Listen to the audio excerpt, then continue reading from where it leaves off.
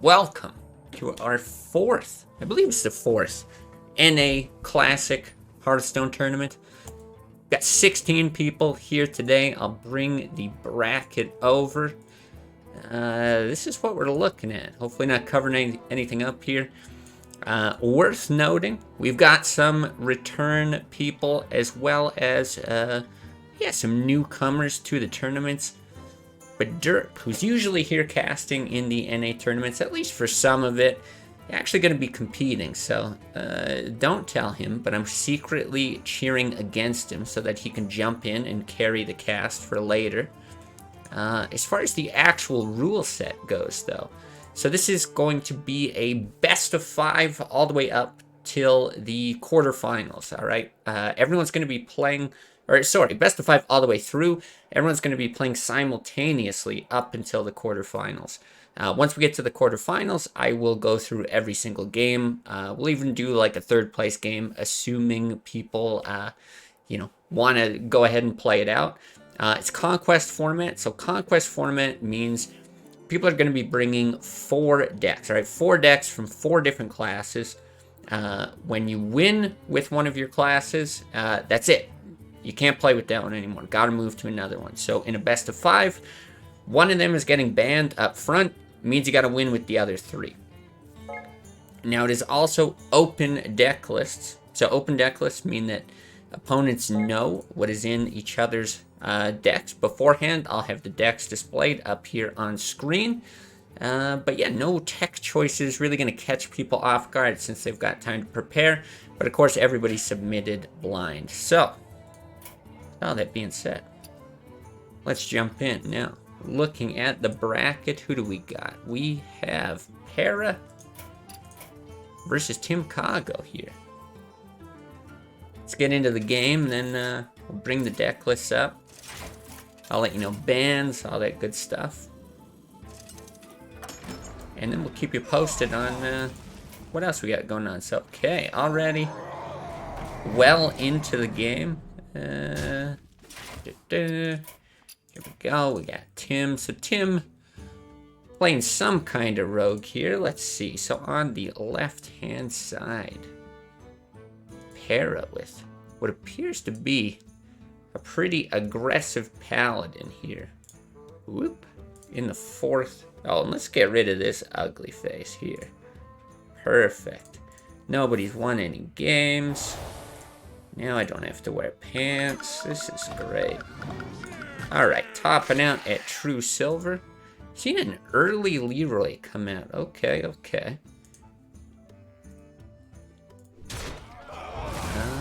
To actually go and take a look at what Tim Kago's got in the number 4 spot. Here is the Rogue. Rogue popping out at Gaddison. Okay, so no kind of like Mally Rogue, which I believe we've actually seen from Tim before, at least on ladder for sure. But yeah, okay, let me get settled a bit. A lot of damage coming the way of Tim, and a lot in the hand of Para as well. There's True Silver with, right, no taunts really, no big heals. You've got like a single Farseer here. It's very, very tough to stave off the damage or something like that. That is almost just a guaranteed 8 points of damage. Yeah, not even opting to trade here. Unsurprised. Now, if Paladin draws well in this matchup, I think this is... it just gets out of hand so fast. It's a very unsurprising outcome if the Paladin ends up taking it. Tim is doing his best to stabilize here.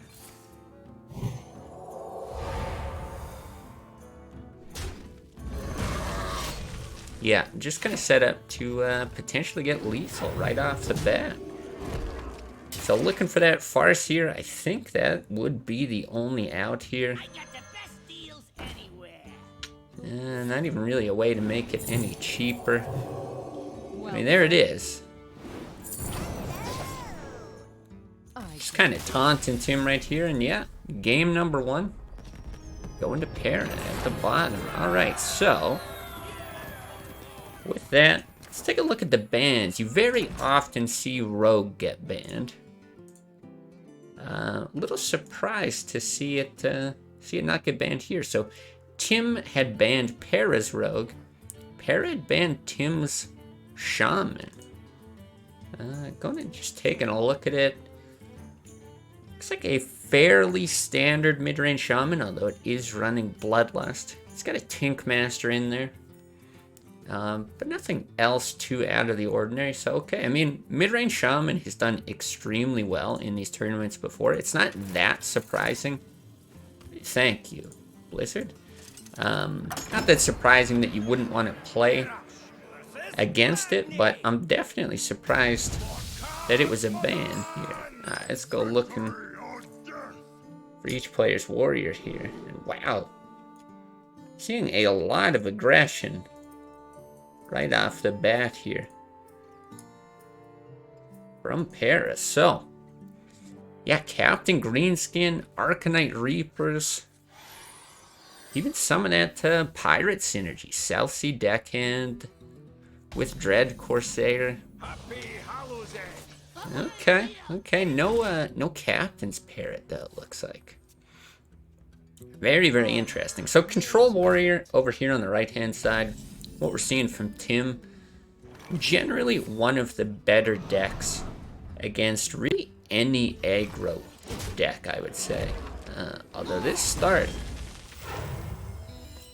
quite good for Para. Rounds into a nice turn 3 with... I'm pretty sure you're comfortable dropping the upgrade on Fiery War Axe. Another Armorsmith, really not too bad. I think here it's, yeah, pretty much a guarantee now that you get 4 even damage against the Armorsmith. I do like the one Sunwalker over here in the deck from Tim, though. Sunwalker's just a very, very good card all around. It helps against what I'm expecting to see for aggressive classes like the Paladin, like Zoo. This is a little off meta here with the Warrior, but pretty cool. But it's also actually quite good in things like the Mirror. It's just very awkward for a lot of control classes to deal with that Divine Shield and do something like Execute or Shield Slam. But boy, Para just getting everything that he needs for this to work out, and I just don't see how Tim can stabilize. 12, I mean, hero power, you might just have to YOLO the Tink Master, hope for a squirrel to reduce some damage. Because you know it's just straight damage from Para. Drake isn't doing much. Yeah, I like this call. Obviously didn't work out here in this case. I think, what, 1 damage off lethal? Is that right? If he armors up here. On board, but just equipping that Arcanite Reaper. Or throw down the Deckhand.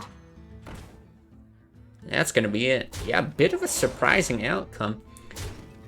You know, looking at the list from Tim, it has a lot of the usual tools to deal with that early aggression. A couple slams, a couple taskmasters, even a whirlwind. Just wasn't lucky enough to get him when he needed him. So, I mean, that is kind of Hearthstone in a nutshell. Card games, you could say, in a nutshell. Those aggressive classes, if you just draw... Well, aggressive decks, I should say. You know, Warrior not really known for being an aggressive class. But yeah, if you just draw well right at the start of the game, can we not do that every time? Maybe for the next set, that message will go away, hopefully. But yeah, it just has the potential to really snowball out of control. So, sticking with this super aggressive lineup, we're seeing Face Hunter. Is there anything out of the ordinary from it? I don't really think so. Maybe the Flare. The Flare is a little bit interesting here. Not sure if that's teched in for some particular reason. Maybe like against Freeze Mage, potentially. Obviously not too bad at revealing those Concealed Auctioneers as well. I really like this. Hitting the shield, reducing potential benefit with that abusive.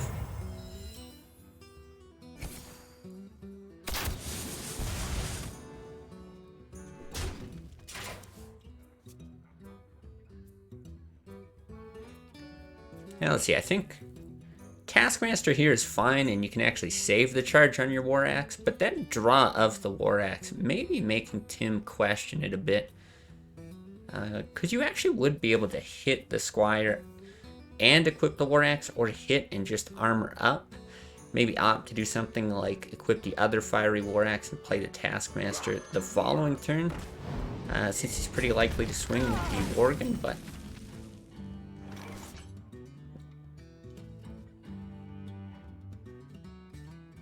yeah, so far, it doesn't look like a completely busted hand here from Para. Looks like Tim is doing alright. I do really like what Para's doing, though.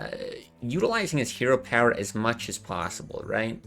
Against a class that runs 2 shield blocks, their hero power able to generate 2 armor on every turn, and just generally is quite good against aggro decks. He's going to run out of steam a lot faster against a warrior than he would against something else. So he's got to utilize that hero power as much as possible. Try to get as much value as he can. It looks like he's going to stick with that theme here.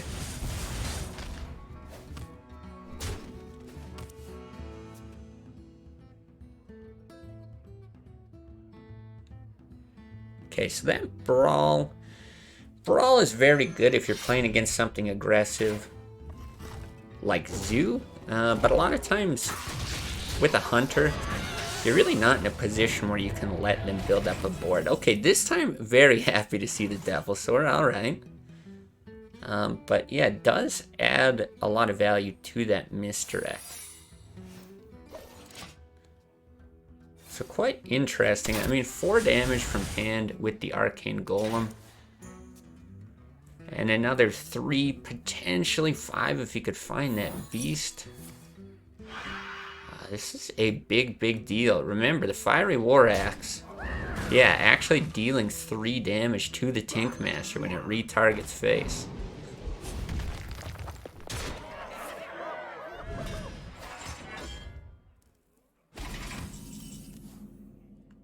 Alright.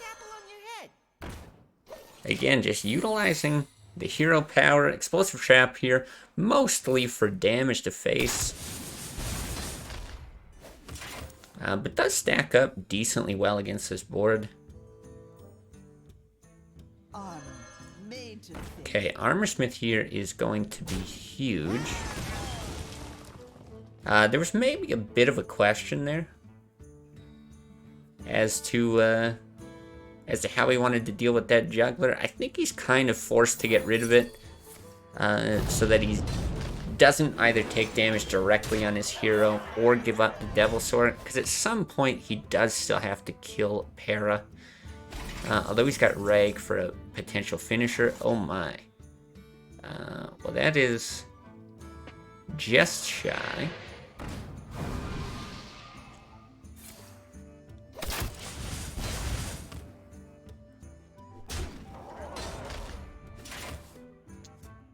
Alright, 11 damage. Yeah, no way to guarantee the Rag hit, right? And hit, let's see, hit 8, 11. Oh, we can just swing. He can still stay alive. Now we're good. Auto win there. I was looking at the shield slam initially. Ignore me. Okay, so here we go. Tim actually able to snag a win. Means he won't be able to play the warrior again. Which is actually a little difficult given the lineup that he's up against, right? The remaining deck, it's an aggressive rogue that got banned even. Yeah, so just aggressive decks all around. It wasn't even a Miracle Rogue initially that got banned. So that Face Hunter Now gonna have to get a win, and yeah, not able to stave it off with the Warriors, so we'll see what Tim goes with. Left with Druid and Rogue. Now, Druid, I think, although it struggles against Zoo, stacks up not too bad against something like Face Hunter. I'm looking at the way that he's got it built as well. There's a single Blood Knight in there. He's got Argent Squires, Power of the Wild, so yeah, a bit more early game presence. Even a Leroy in there for that kind of sneaky Leroy Savage Roar finisher. So I do feel like this Druid could be okay. But the Rogue might struggle a bit. Oh, celebrate Halloween. Interesting, that's new. But we're just seeing... I mean, I suppose order, at the end of the day, isn't really important, you know? It's,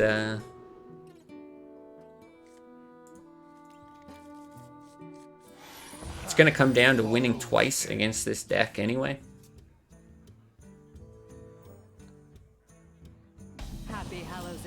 But let's see.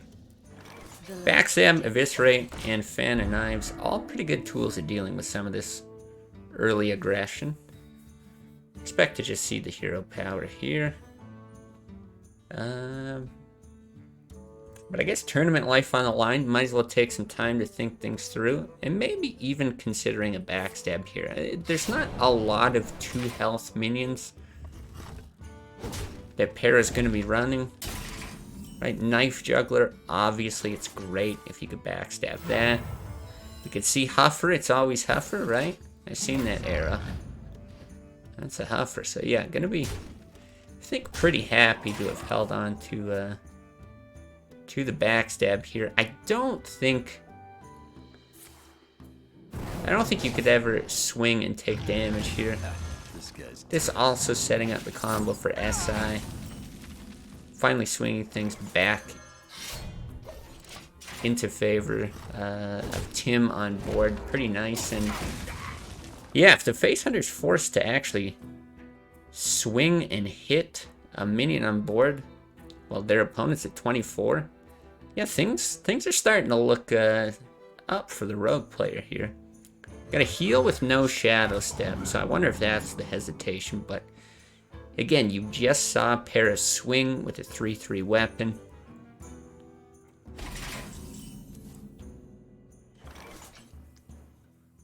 So yeah, I guess just comfortable dropping that.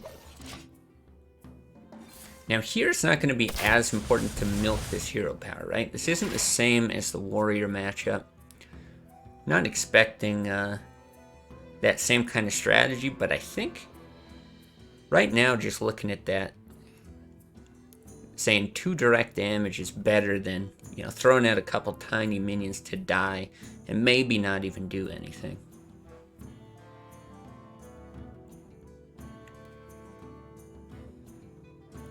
Interesting decision for Tim. A lot of times you can cycle Fan of Knives on an empty board. You're pretty happy to do that against control decks, but it's really good at dealing with a lot of what Para has.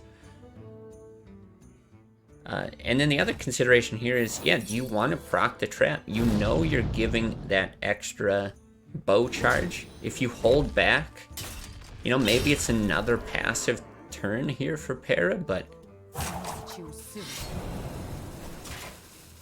no, I'm just going to go ahead and swing. Kind of a tough call there. I can definitely see the cause for hesitation.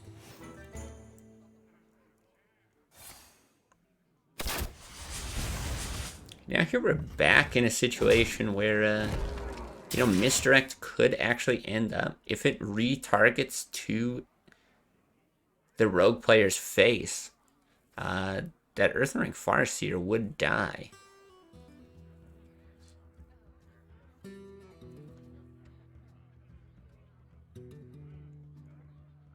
Yeah, reasonable tools for dealing with the board here, right? A fan can be like, okay. He's got a decent amount of damage. Leroy, Eviscerate. There is a Deadly Poison. You're hoping that this hits the Leper Gnome now. Okay, great. But yeah, I think Tim's just trying to calculate how long is it going to take for me to actually go ahead and kill my opponent. And that's why we're seeing the Eviscerate come down now. Get a big Ed win. You're sitting on Leroy in hand. He's threatening 12 with 6 from hand. It's fairly promising. Now, Para's just, for the most part, been sending damage straight at Tim's face. There's that one trade against the SI. But let's see if he's looking at this worried about lethal or not. Okay. So good call. Oh, but we see the Shadow Step. Leroy, Shadow Step. Get used to hearing this guy's name. Here it is again in case you missed it. Oh, he conceded first. Alright, but Tim, gonna go ahead, tie it up at 2. So this is it. This is for all the marbles. Best of 5. Like I said, you have to win with each deck. You're actually pulling off a win with this rogue. Like I said, I think that's a tough matchup. But take a look at this druid that Tim's got lined up. Few things that stand out. Like I mentioned, the Leroy can work very well with Savage Roar. Just as a finisher. But, yeah, Blood Knight. Blood Knight can be used with your own Argent Squires. Definitely opponent's Argent Squires. Wow, I don't know if you guys knew it was Halloween.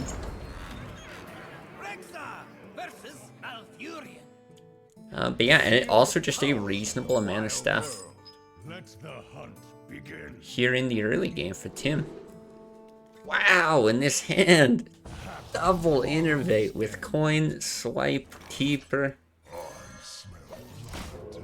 I mean, this is the exact kind of thing that you want to see. You can be a little patient here, right? Wait till next turn to innervate out the keeper.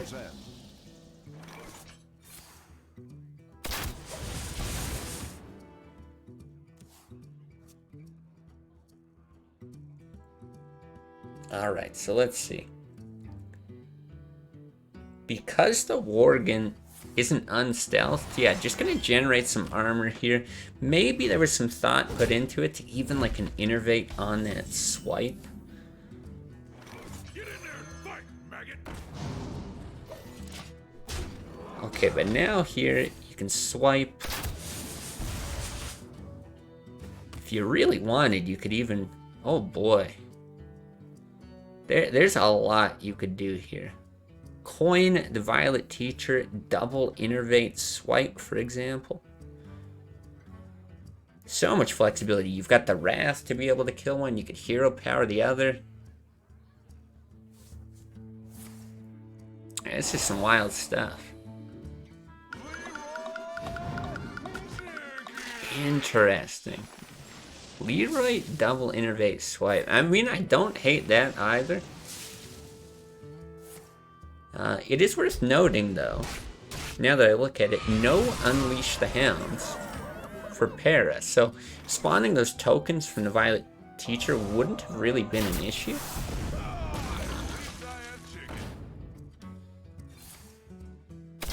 But I suppose they do run the risk of dying to Explosive Trap anyway, so... Alright, you get a bit more damage. I still think it's a fine play. Keeper here is fine. Teacher here is fine. Small chance you'd even want to draw with the Wrath and just hero power behind it. I think either way, Tim's in a pretty cushy position. He also doesn't know it, but there isn't a lot of damage sitting in the hand of Para.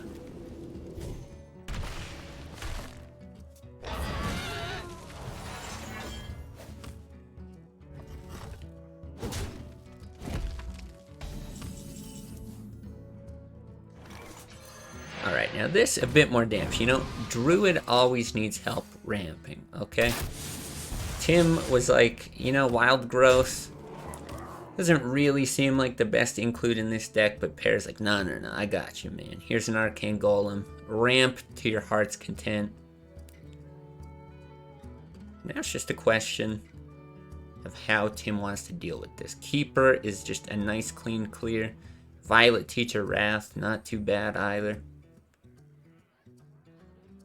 double Harvest Golem would be great against this board, but I don't think there's a world where you can just let that Arcane Golem live. Pay attention, class.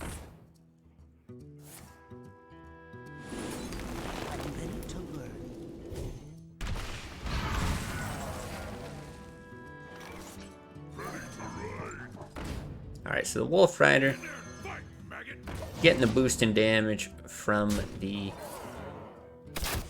Abusive Sergeant here. Bringing Tim down to 8. Now, Tim did have both Ancients of Lore in his opening hand. Made sense to throw him back at the time, but boy, I gotta feel like now he's thinking, could we get some heals coming in? A taunt is the next best thing. Now that is an interesting move, because he does know that there's 2 Ironbeak Owls in Para's deck, so a reasonably high chance of silence here. I'm actually a little bit surprised to see that, especially because he held on to those cards for so long. But it is only these 2 traps, right? Just want to verify that. Yeah, so he does know it's an explosive and a misdirect at this point. It does make it very, very difficult to swing into, and yeah, just not such a cushy position anymore. You can drop both the golems. Like I said, no Unleash the Hound, so there's no risk there. Generate the 1 armor.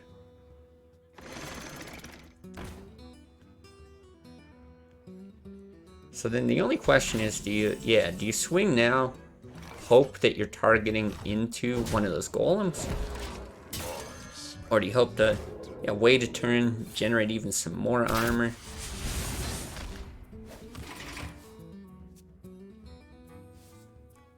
You're threatening 10 at this point. But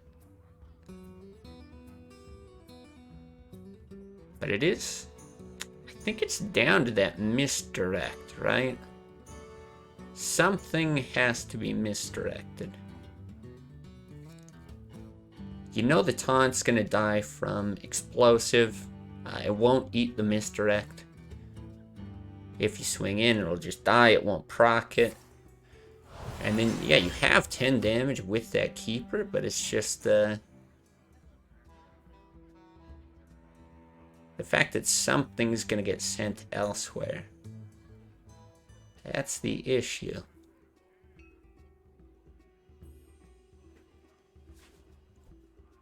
Now, does it actually matter? What is he got? He's got Explosive Trap up first.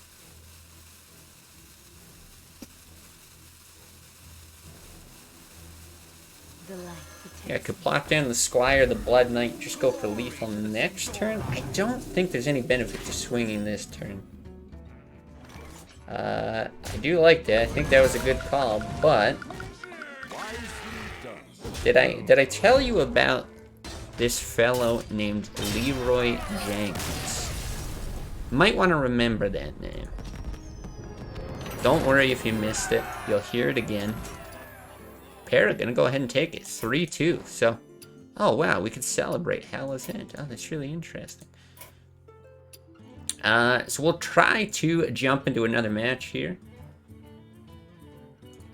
2 very high-ranked players, right? Para was there at 6, Tim at 13. I think both very well known in the community. So not sure there was like a real favorite there. But let's see. Let's see if we can't get in on. Here we go. Opposition and Thunder. It looks like Opposition, according to this, is up 1-0. Seems like a good opportunity to get into an early set here. Maybe they got started a little bit later. We do have Thunder here somewhere. Thunder. There we go. I'll get you over to those deck lists as fast as I can. So Opposition here. Running another aggressive Paladin. So looks like this is what we got. Does it top out? Tops out at this Avenging Wrath. If we move over here, what's Thunder got going on? Oh, I just realized Thunder's at 4 HP. Going through all this work. I think he's got to roll like a taunt on that animal companion. That's what we get for coming into the match a little late. Like I said, it looks like it's a 1-0 series. Let's see. Always Misha? No. Not gonna quite be enough. I will verify here, but yeah, that is. It's gonna make it 2-0 for opposition, so we can just leave it there at 2. Now we didn't actually get to see what that hunter list looks like. I'll just throw it up if you're curious. There we go. And then over at Harrison. But I can actually take a look here now. Get an idea of what the bans are. So, looks like Thunder had banned Opposition's Shaman. Opposition had banned Thunder's Druid. It's very common to see Druids and Rogues getting banned. Oh, that's right. Opposition. I got to get used to this now. In Discord, the name's been changed as well. This is Droxor's. He always goes through the work of putting together the deck list here, the yay tiers. Okay, thanks Blizzard for advertising every game. This is great. So yeah, very much appreciated that he does that. Always saves me a ton of work. And yeah, it looks like games 1 and 2 for opposition here. Droxor's, or Hunter, and then Paladin wins. So we are seeing the same Hunter, but now it's Rogue over here.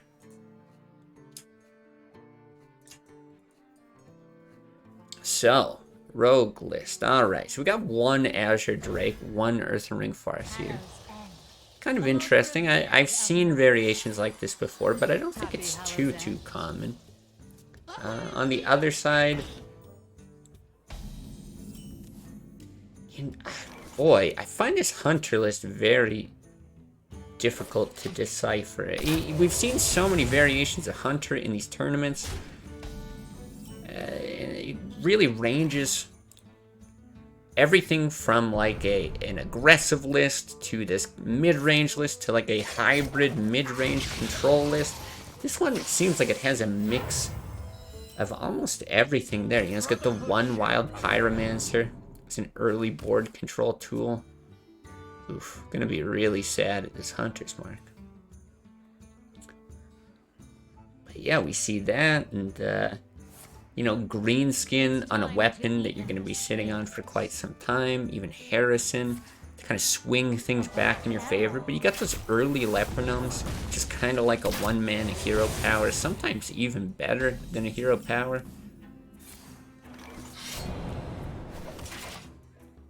And then like a variety of traps. Some of those are aggressive. It's just, yeah, it's a bit all over the place. And you know, I don't want to say that that's necessarily a bad thing either, because we've seen that these decks can be very successful. It's just, it's like another person throwing their hat into the ring, being like, hey, try this variation of Hunter. And yeah, we'll have to see. Interesting. Obviously didn't work out the last game, but I have to see how it fares this game. As for this game, though, I do see a sneaky Gadget Sand and a Conceal on the side of opposition. Now he's taking a lot of damage, and he's going to continue to take damage with the hero power here. But with this not being a super aggressive list, I don't think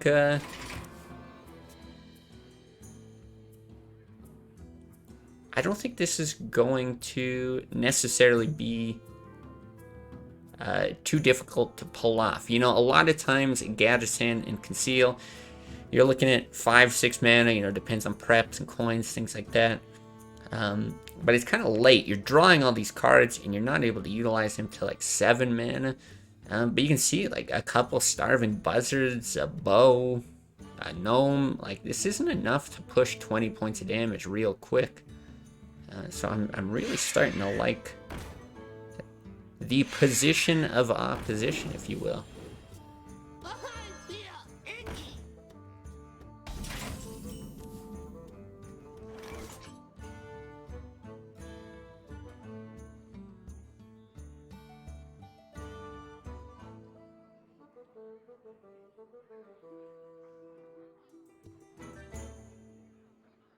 Yeah, you certainly wish that you're sitting on a fan of knives here. Alright, still just gonna do what he can to clear this. Now, yeah, I imagine the intent of this was to drop the Shadow Step. A lot of times you'll also see Shadow Step used on the Farseer in this matchup. Again, not sitting on a Leroy. You don't necessarily need it for that burst, and you're not necessarily sure you're gonna get it. Oh, speaking of Leroy, I don't know if we've said his name yet today. But I think that's actually the pull for Thunder. Right, finally this presents a bit more damage. Yeah, you can play the bow, push 5 points, plus the gnome at 7. You don't know that there's healing, but you do know that there's only a single Farseer in opposition's deck. Getting that extra 6 damage from hand, I mean, that's just huge.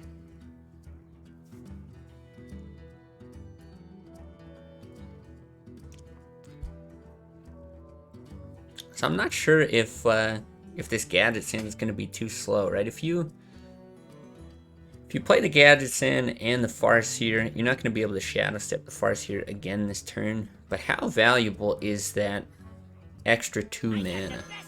Like, at best, you're probably going to Eviscerate or, like, Re-Hero Power.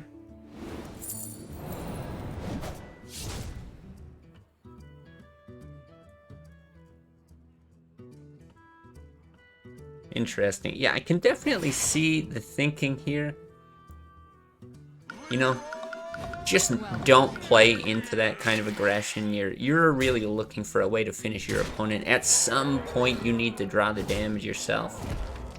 So yeah, you know, maybe the Farseer play, it keeps you alive a little bit longer. But does that actually result in a win? Especially, you know, more often than not? Tough to say, so... Alright, we're not going to see a sweep here. Thunder bringing it back 2-1. It does mean that the Hunter deck can no longer be featured. But whatever's happening here, it's got to go up against this Rogue. And again, I'm very surprised to see a Miracle Rogue not get banned here.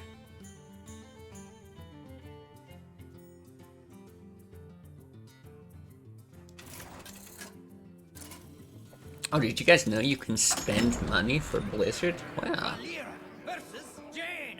Really interesting. Okay. Mage. Mage exists somewhere. Oh, I'm changing the wrong one. That's why we're not seeing a mage. There we go. Alright, well this could explain things a little bit better. Freeze Mage is a pretty favorable matchup against Miracle Rogue, so I guess Thunder, looking at his lineup, thinking, yeah, just not too scared of that Miracle Rogue. In fact, just want to dig into that lineup a little bit more. There is also a Malagos Druid and a Miracle Rogue for the side of Thunder, although that Rogue is banned. Very interesting. Alright, well let's see.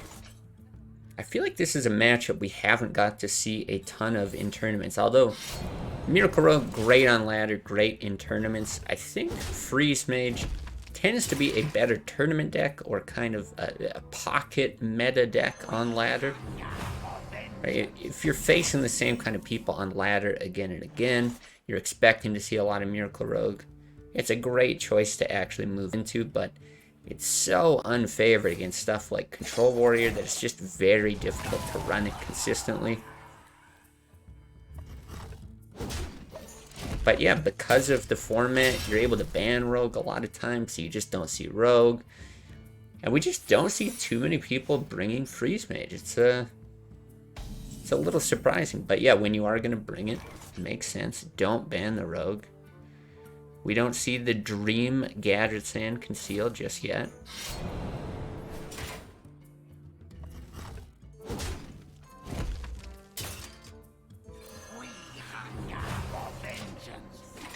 Okay. Looks like just gonna drop the Thalnos for the draw here. Which makes sense, just a bit of a way to cycle. You're not really reliant on the spell damage at any point.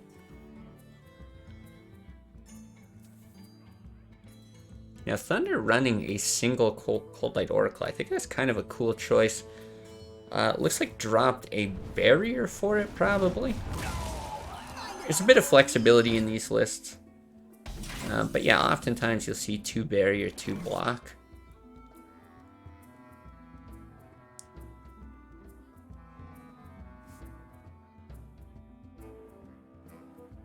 Still no conceal. You got the gadgets in and the prep. But really nothing wrong with just plopping an Azure Drake down on 5.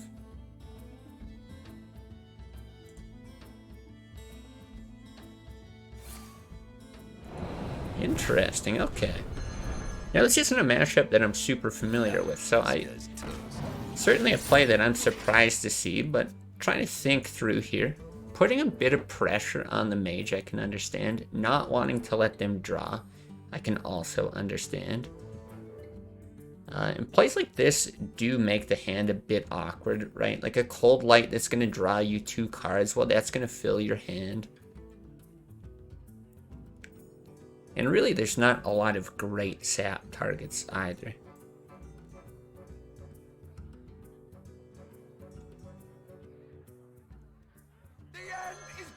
Yeah, Doomsayer would probably be the other most common one. I doubt you would save it for something like Antonidas Alexstrasza, but it's a bit of possibility there as well.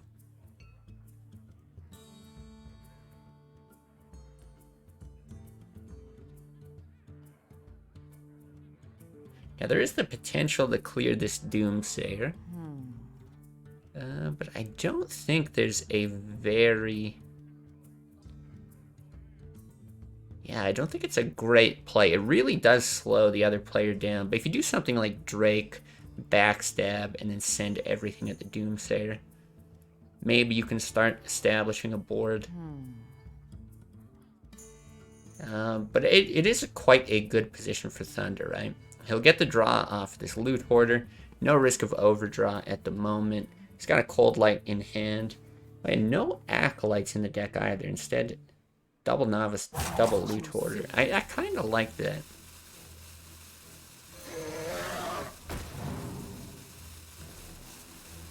Okay, well, looks like that's what it's going to be. Play the backstab off the top. Don't make it look like that's what you got. I guess the other option was to do something like Cold Blood the SI. We're probably worried about Loot Hoarder ping.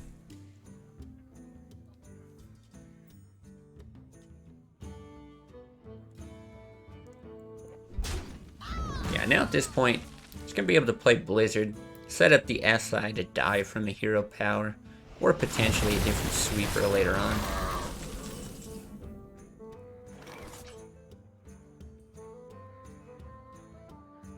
I got the best deals anywhere. Still no conceal, but yeah, I think this is probably the right move. You get some cheap card draw, you might even get into your other auctioneer, even if you don't get the conceal. Plus, Thunder sitting on Flame Strike mana, having drawn a ton into their deck as well.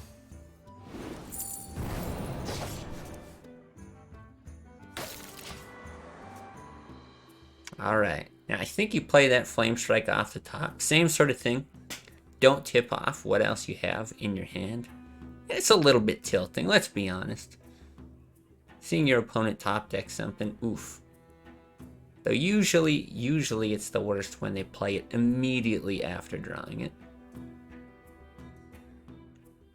I guess going to carefully consider everything here. It does seem just too risky to let the Gadgets in live.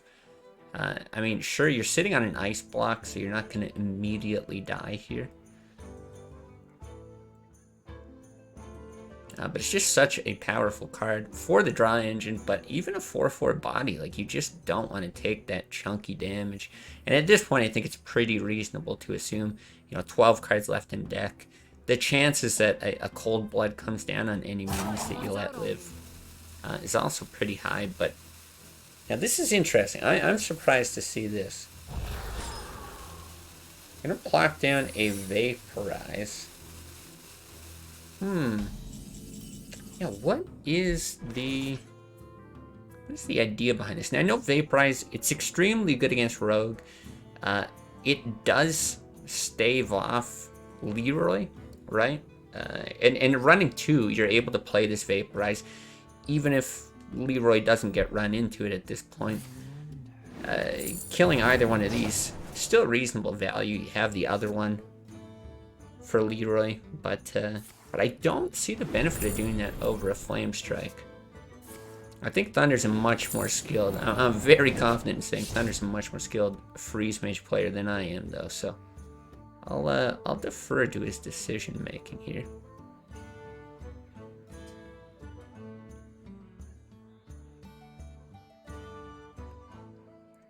Yeah, looking at a pretty beefy Edwin. Could potentially do something like Hero Power, Deadly Poison.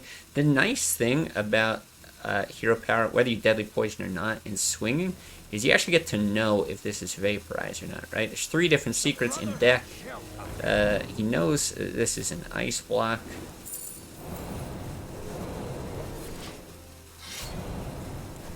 But yeah, single barrier. No, not gonna opt to test just yet. And it might not matter anyway. Okay, do we see the Flame Strike now?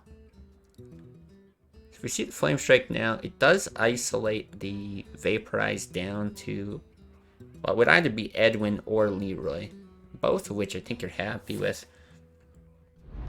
So all I can think with this line of play from Thunder is he's just not concerned with this card draw. His thinking is Miracle Rogue players probably going to draw through their entire deck anyway, or pretty close. That maybe he was just more concerned with getting optimal value off of his board clears. And it might be correct, like I said. I'll defer to Thunder here. On top of the fact that he's got Cold Light to force some fatigue damage or overdraws. Yeah, certainly makes me think that that's what he's going for. Okay, gonna do the Ice Lance to prevent the test of the Vaporize. It's 1 less card for Antonidas to generate a Fireball from. Might not matter though. He does have the coin with a Frostbolt as well.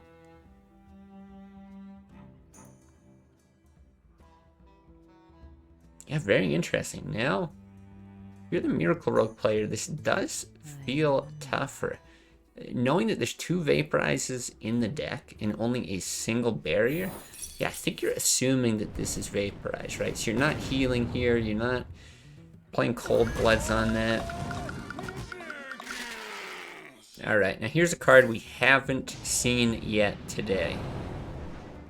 Leroy Jenkins. So if you guys don't know, Leroy Jenkins, he's got charge. His battle cry is actually, you know, it's a downside, right? You've summoned 2 whelps for your opponent. But the thing is, because you're able to charge, push so much damage, oftentimes the battle cry just not a big deal. You can do stuff like play Leroy,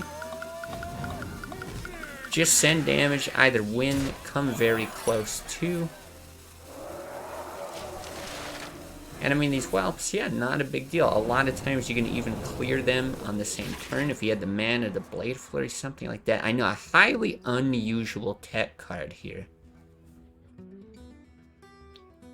But keep an eye out for him. A few sneaky players might be running him. And this Conceal, actually very, very annoying.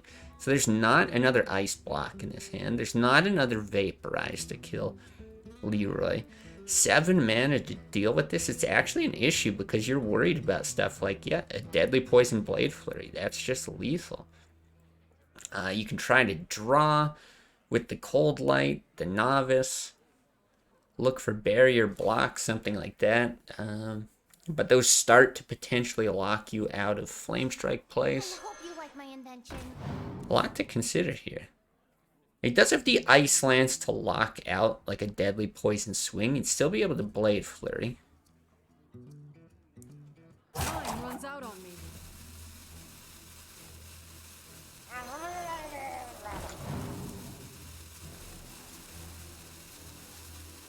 Boy, yeah, I don't think those cards are really going to help him here.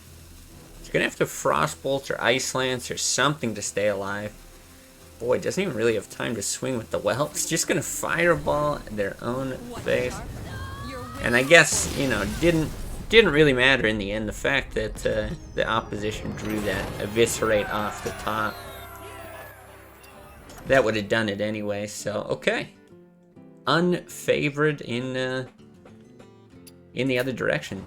It's gonna be 3-1. Oh wow, did you guys know that Blizzard is hurting for money? You can spend money on this game. It's crazy. Okay. Let's take a look. The bracket. Refresh. See who's advancing. We've seen some already. Oh man.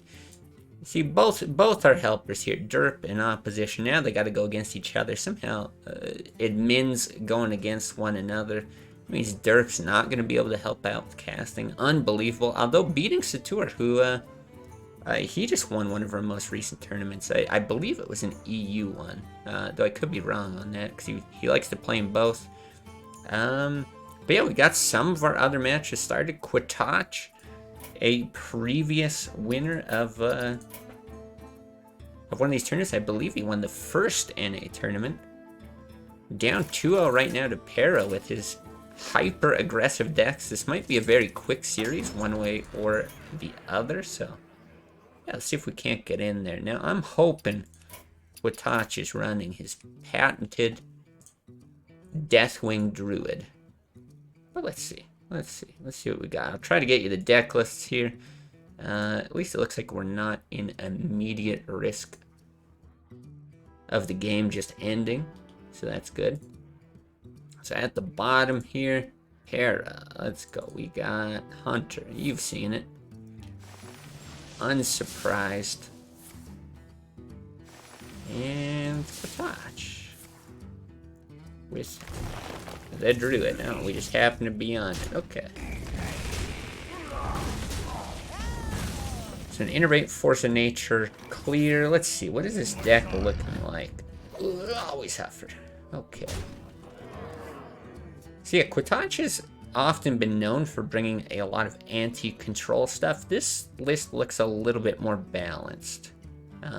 Nothing too early. You know, he's not even running Harvest Golems, anything like that. But the Farseers can heal your hero, heal your other minions. But nicely rounded. 5/6s. You know, the Black Knight, a bit of an anti-control thing. But that Ancient of War, more of an anti-aggro tool. Something that's certainly going to help against all these aggressive decks from Para. Although with double Ironbeak Owl, we'll have to see if Para's lucky to draw them. Lucky enough to draw them versus the Ancient of Wars if he gets them in time. Because I don't think we saw them at all when we saw Para before. But, you know, you just didn't need them either. I must safeguard the land.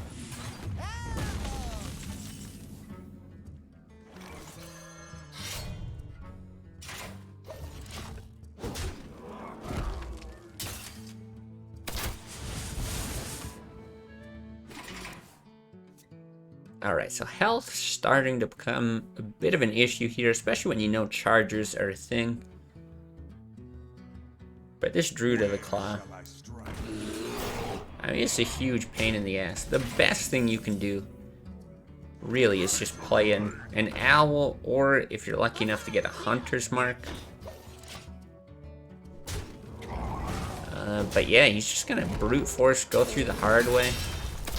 It does tip off a bit that he probably doesn't have an Owl in hand, which has got to make you feel better about playing this Ancient of War. I don't think it actually changes your play. You're probably forced to take the chance anyway. Now, of course, he's going to get a draw.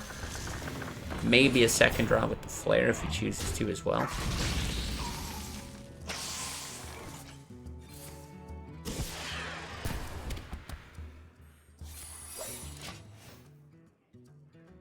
Alright, so Explosive Trap, once again, mostly just going to be used to deal damage to Quittance's face. I think that's what you're most excited about here. But it does actually end up killing a minion. Now, Quittance, I gotta think, is okay with swinging into this, right? Yeah, you lose the minion. The damage against your taunt, probably not a big deal. You can establish a reasonably big board here.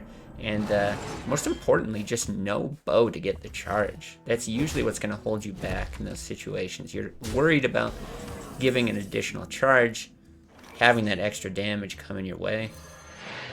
But once again, just going to go through this taunt wall the hard way. Rendering this wild growth somewhat useless. I'm sure that was the intention. But yeah, there's no risk of overextending into this board. So I think the only question is, do you want to draw off the wild growth, or do you want to just double Yeti hero power here, right? You're looking at potential lethal next turn, and you just get one bit of armor here. You know, what is going to kill you? What could deal 6 damage in combination with your hero power? There's such a card doesn't exist. You just take the risk. Okay. See? It just doesn't exist. There's just nothing like that that exists in the game. So there's no problem.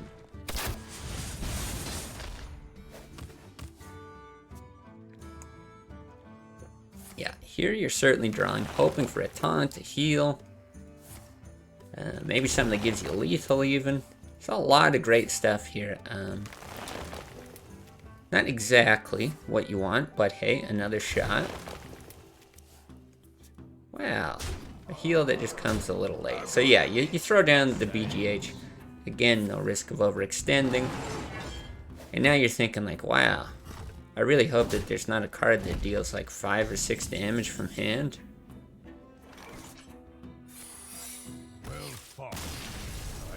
Yeah, I don't think there was, yeah, no chance of misplay or anything in that situation. Misdirect, not gonna save you. So okay, oh, wait, I think this is now officially 2-1. I think I had the numbers messed up to begin with. Let me double check the bracket. Make sure I'm right there. Sometimes it's a little bit behind. But yeah, looks like 2-1. And I'm curious, what were the bans here?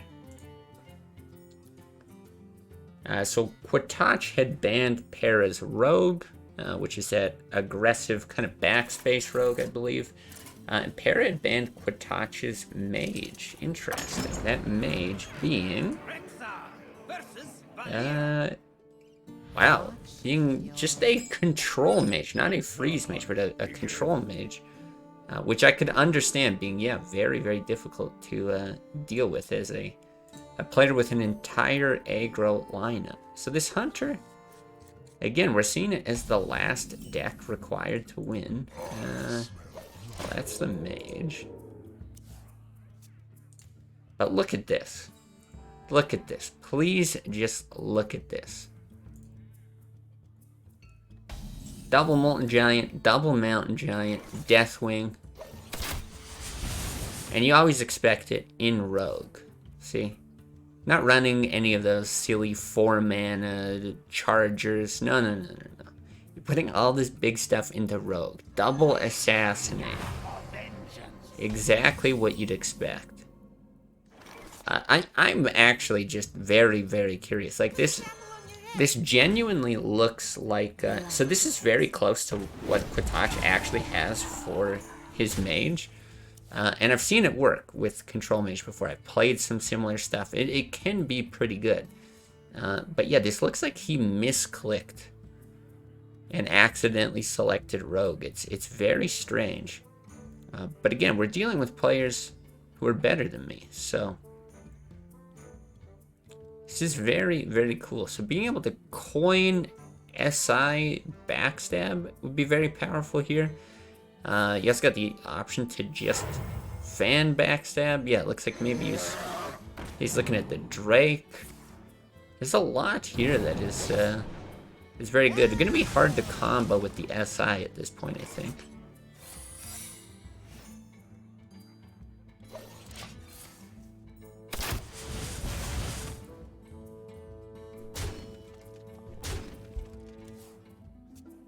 Alright, but Fan and Knives going to be great on its own. Or you could just opt to taunt here.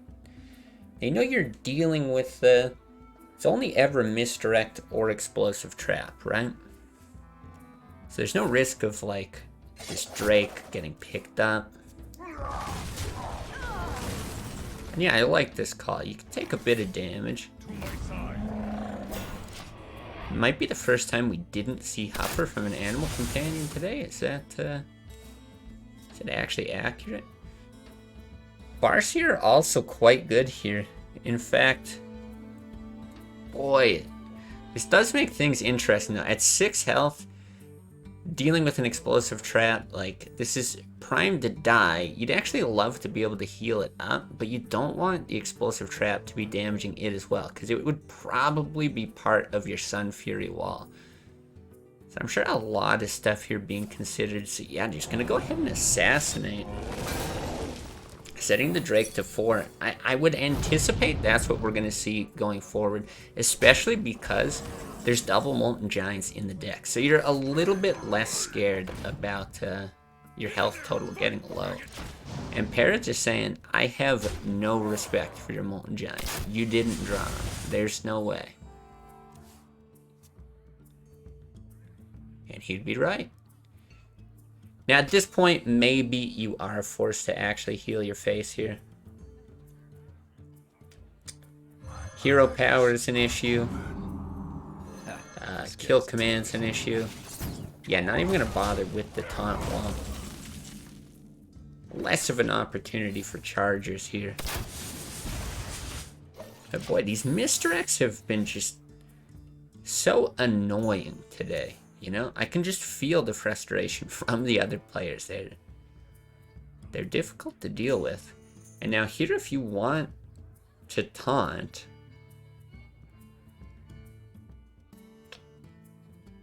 you're going to be giving up a big play. Give up something like Sylvanas or a Mountain Giant. But I believe we only saw the one explosive trap. So you're also a little bit like... You're not sure. Do you swing now? Do you wait? Do you not swing at all this turn? Just try to drop a big taunt wall and wait?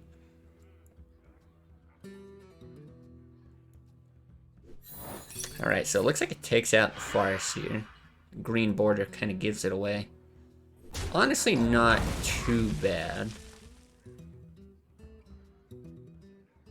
I think anything but it going face was still okay. But you might be thinking that you have to play the Sun Fury here. Shields up. Go ahead. Yeah, I'm not too surprised to see that. I mean, next turn you're looking at Rag anyway. Only 2 cards in the hand of Para.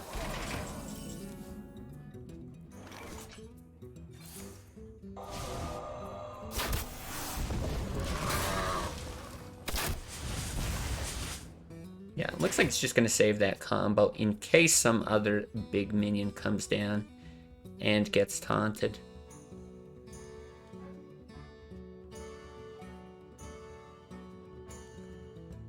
But yeah, still an interesting spot. Like, if you want to play this Farseer, you can't play a big minion. And I think Quittance is just saying, you know, there wasn't immediate damage with 5 mana in hand. There was no, like, Wolf Rider, Arcane Golem, anything like that coming my way.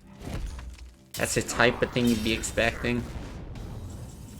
No way you're going to play around that. Now, the good thing here is that there's just no chance of drawing a card that charges and does 6 damage in the same turn.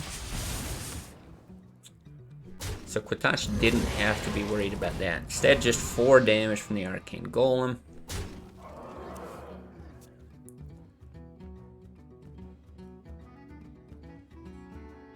Alright, gonna be able to heal up to 6. Play a Molten Giant, Sylvanas, I guess. I have no time for games. My eyes are open. Yeah, probably the best value you're gonna get from Patient Assassin. Yeah, that's what you'll have to see. There's just nothing Nothing that could have possibly killed him there. Gonna tie it out 2-2. And, I mean, I don't think anyone's surprised. Molten Giant, Assassinate Rogue. Extremely high win rate from what I've seen. You know, it's your typical rogue archetype.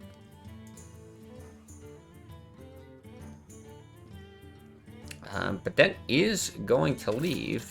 So we know it's Hunter. We know Mage is banned. And it means it's Shaman. Now, I know what you're thinking. You're thinking it's gotta be Giant Shaman, right?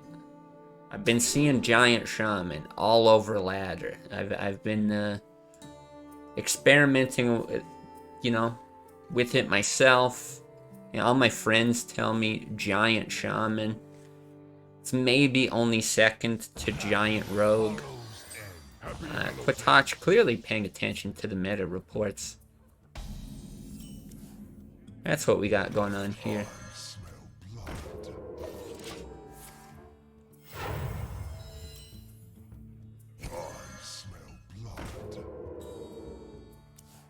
Now, what we are seeing here, something very, very interesting, which is we actually see the Ironbeak Owl in the hand of Para. And guess what? It's going to be pretty darn good against taunts, and especially any taunts with Ancestral Spirit played on them.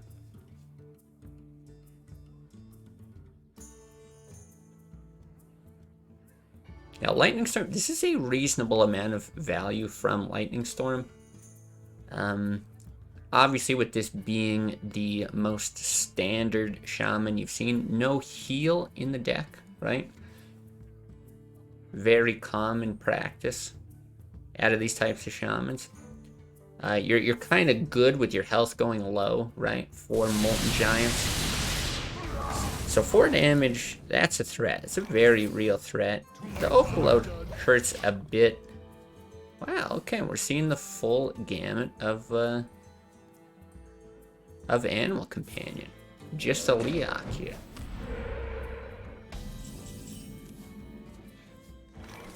The light protects me. The Stone Tusk Boar. Actually at 2. Pretty deadly. And this is not a pretty board to deal with. We'll have to see what Quittance goes for. I'm sure he really, really wants to play that Farsight. You can pull off some crazy combos with it. But honestly, I think Hex on the Leok might just be the play. It removes 4 damage, plus it's going to remove any potential damage from chargers.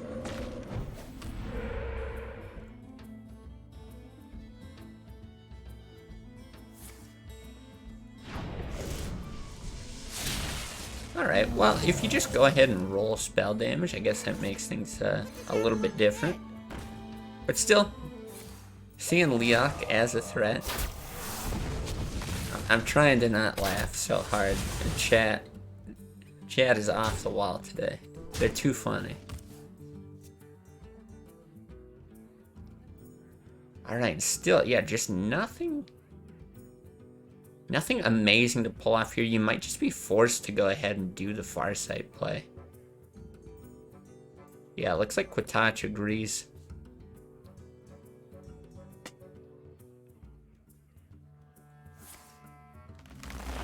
So we'll see. Could pull something like an Earth Elemental.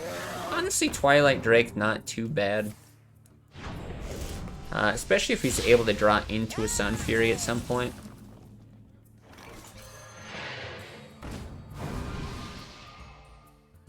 Yeah, I'm not surprised that we don't see Owl here. You might be thinking, like, oh, Owl is just so unbelievably good, right? Silence against Twilight Drake, like, that's the dream. But I think Para's just much more concerned with taunts. Wow! And actually a really good draw. We get a free Molten Giant. If Quittance opts for it, a full clear as well.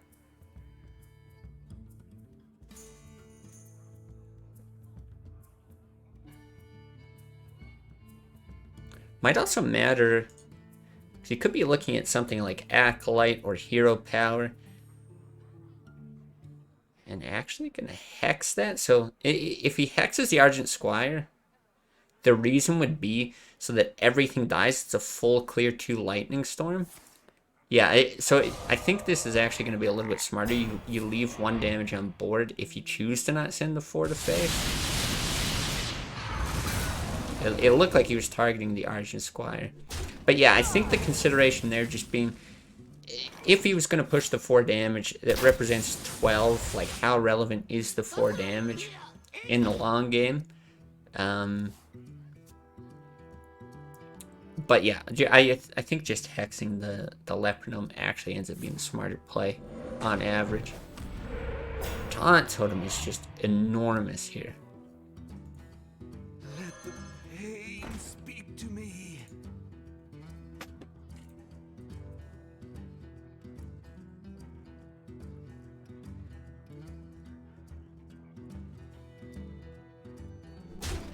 Alright, so 12 damage. There's a potential rag finisher. Okay, now I know that this is a highly yeah, it's a little unusual from what you'll see from the Face Hunter, but this is what I was talking about before. You know, Leroy Jenkins, the battle cry mitigated because you're able to just kill your opponent on the same turn. Now, that might be the last time that we see this Leroy Jenkins card for the duration of the tournament. Not too popular, not a big staple in Classic, but you know, just a little niche card that we'll see here and there with some die-hard Classic players. Just thought I would point it out. That's going to go ahead and end the series, knocking out Quittance, even though Quittance playing the meta decks you'd expect to win, which is just putting giants in every class that you see. I'm trying to load up the bracket here, but it's not cooperating. Maybe, there we go. Alright. Is this what we're looking at? Still some unstarted matches here, so we got, oh, 1 second now. I believe we're actually doing, I think I said, oh yeah, I think I said semifinals is when we were going to start doing all the casting. But no, it is quarterfinals. I've just been assuming that we were doing it for the semifinals because that's what we've done before. So yeah, a quick update there. So I guess we're tracking everything from the quarterfinals on. So, because we've got opposition and Derp going, we'll just jump right into their game.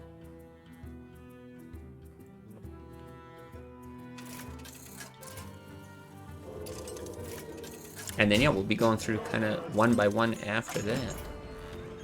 Yeah, I was so used to it, I kept saying quarterfinals, I think, and completely glossing over the fact that we're going to be casting everything here. So, alright, our 2... Oh, this looks like a lot of damage with Wind Fury. This is just it. Alright, well that's pretty cool. Argent Squire, double Rockbiter, Wind Fury. I like it. I don't know what happened up to that point, but I like it. So let's bring up what Derp's got. According to this, it was 1-0 for Derp.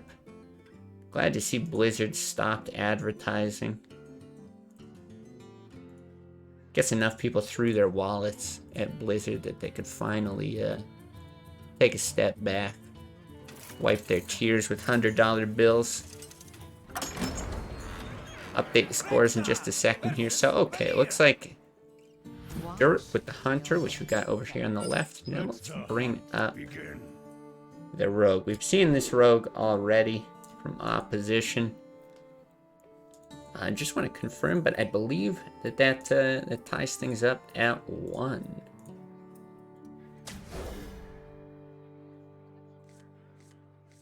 No, there's actually, it's 2-0 opposition. My mistake.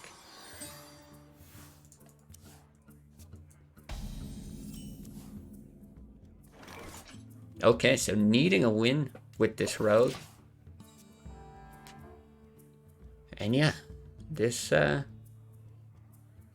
boy, is this really the... This is the correct deck list? Yeah. Yeah, it is interesting. So this list must be floating around somewhere. Now, I have been out of the Discord, the scene for a little bit, but I think this is the exact same list, or at least very close to what we saw in the other match that we had just casted. I'm trying to think who was actually running it. This guy's toast. Anyway, not too important, but yeah, this Hunter just gets all kinds of experimentation with it. And we saw opposition actually take it on and win. If I'm not mistaken, is that right? That sounds right. My memory is so bad. But I would have been against Thunder. Yeah, I think that is correct. And yeah, with Hunter lists against Rogue, I think you're really hoping for, or the lists that do best are the ones that just deal a lot of damage. Bursty decks, right? You want to kill them before they're able to get their crazy draw engine off, or you just let them do it for one turn. And that's okay, because then they don't have the time to actually kill you. But this is somewhere in the middle.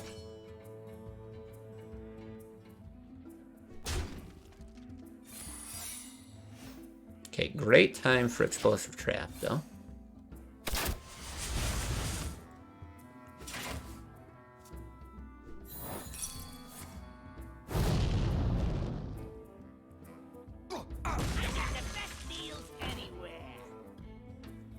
Yeah, actually very interesting, because you get the opportunity to bump with the SI, and then go ahead and swing to proc the trap. But this is actually going to leave the Argent Squire alive for the backstab.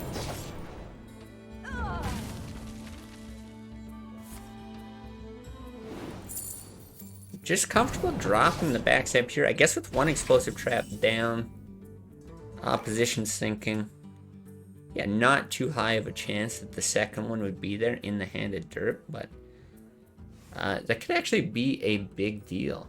Especially with 2 Cold Bloods in the list of opposition, you're thinking, yeah. Instead, I'm just gonna opt to, yeah, kill it with the kill command, but it does make that 2 damage relevant. Don't have to use the Hunter's Mark or anything like that.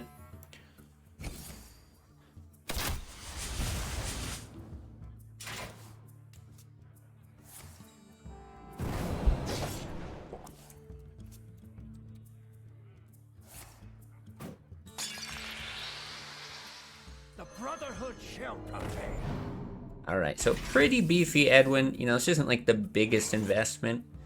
Very interesting with the misdirect.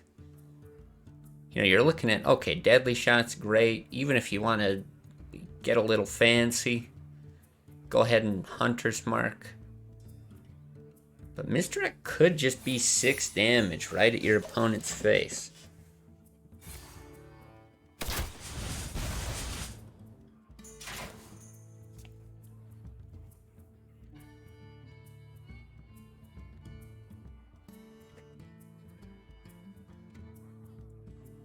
Yeah, gonna be a tough position for opposition here.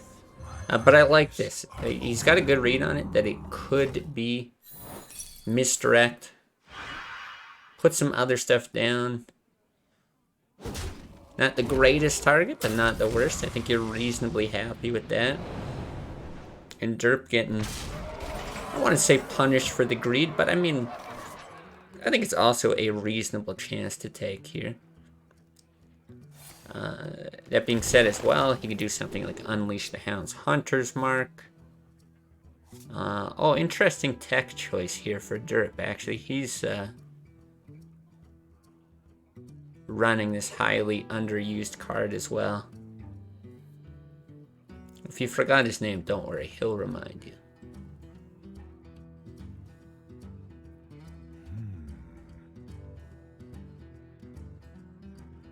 Yeah, a lot of different ways to slice it. I like the Unleash Hunter's Mark play. But okay. Again, I mean, taking a risk. Only 3 cards in the hand of opposition.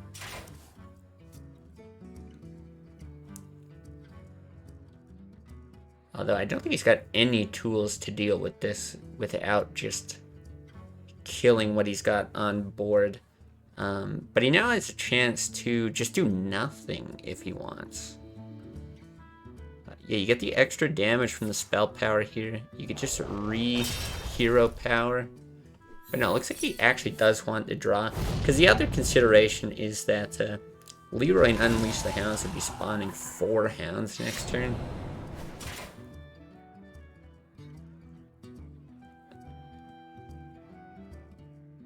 Of course, we probably wouldn't see it because I don't think that would be quite enough to end the game.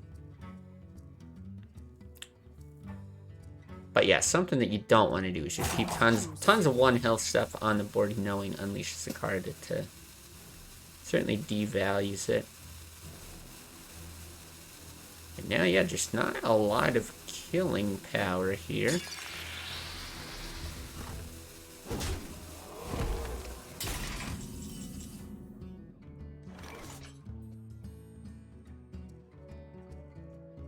So Captain Greenskin with no weapon to upgrade. You got kill command. You can't actually play a beast here. Not unless you give your opponent some minions. Which doesn't really seem advisable. Yeah, just a little bit awkward.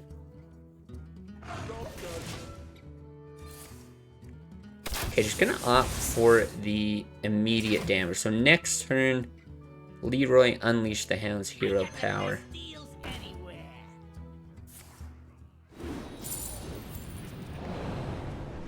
Setting up for lethal, and yeah, I guess we already saw the farce here. There's only a single farce here from opposition here, so yeah, the real risk was just that you would die that turn. If you don't die, you're good. Just in case you forgot his name.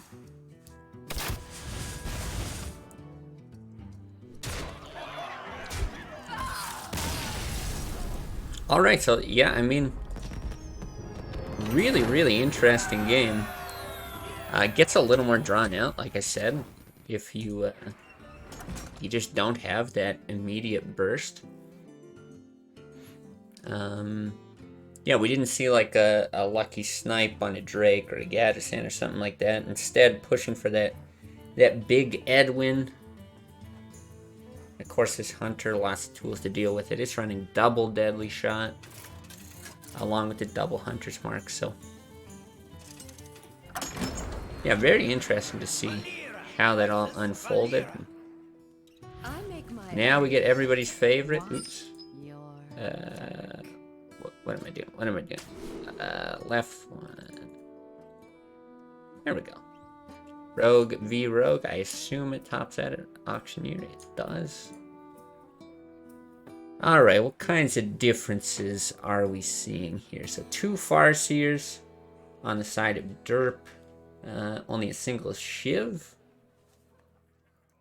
Might actually be the only difference. On quick inspection, yeah, don't really see a big difference here, so I'm sure Derp very happy to have the coin. It's a huge boost in this matchup when you're playing the mirror. Generally, you're just really happy to have it as a rogue player. Can even just be good for the SI combo, pushing some kind of early pressure, but obviously it's insane with gadgets in as well.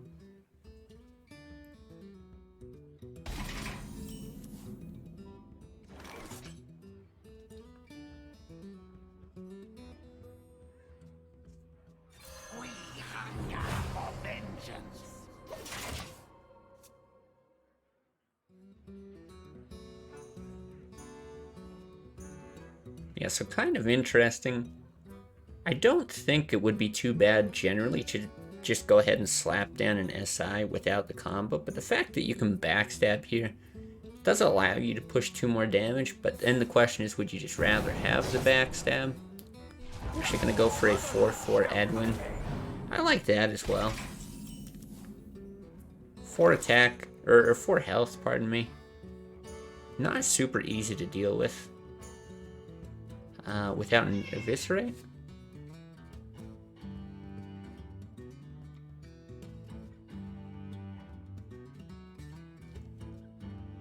So many options. Yeah, so I guess just considering options here. Yeah, without like an eviscerate draw or something, I don't see a way to get a nice clear here. So many options. So obviously with prep you can do some pretty fancy things, but you'd rather save that for the gadgets, and if you could. Otherwise, yeah, you're looking at like hero power, deadly poison, prep fan, something like that.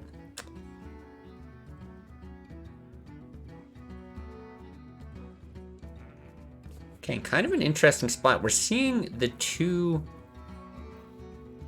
very different draws, right? Derp is here with your standard, okay, gadgets in, I've got coin, I've got prep, can draw a bunch of stuff. This guy's toast. But opposition now with Leroy and Shadow Step, more than happy to just, yeah, push 4 damage, go ahead, swing, threaten another 3 on board.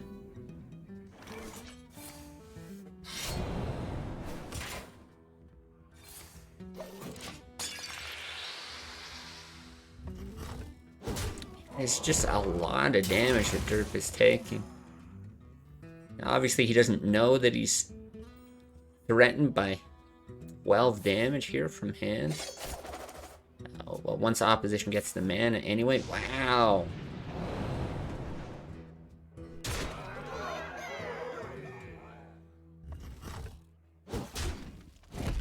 Yeah, that is tough.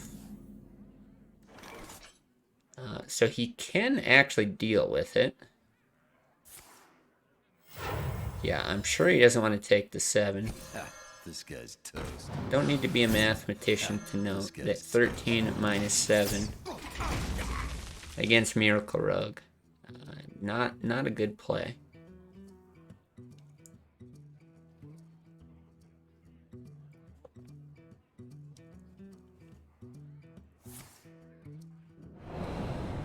Yeah, so the sap's gonna draw things out a little bit more. This guy's toast. It's gonna get Derp into lethal range, and we don't see a Farseer here. I got the best deals anywhere. I'm pretty sure that's just it.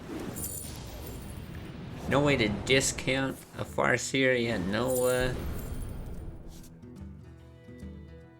way to just straight deal 30 points of damage. Not this early if you're Derp.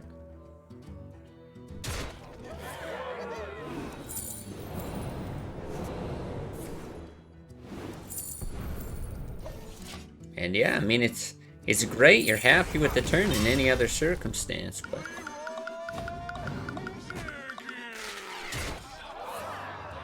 just a very wise tech decision by opposition to include the card.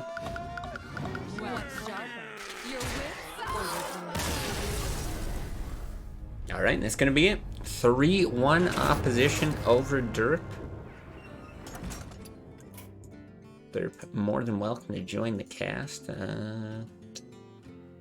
Let's jump over it to the bracket again. So, still getting my head back into things. If the bracket ever loads. Got 2 more games that we're going to be running through. Looks like I'm going to have to reload it yet again. But this is what we got. We have... Oh, we'll just kill everything. There we go. We got Severe versus Phasure. Hopefully I'm saying that right. And Arquis versus Ambi. I think we'll just go top down, 1 by 1. Message Severe and Phasure.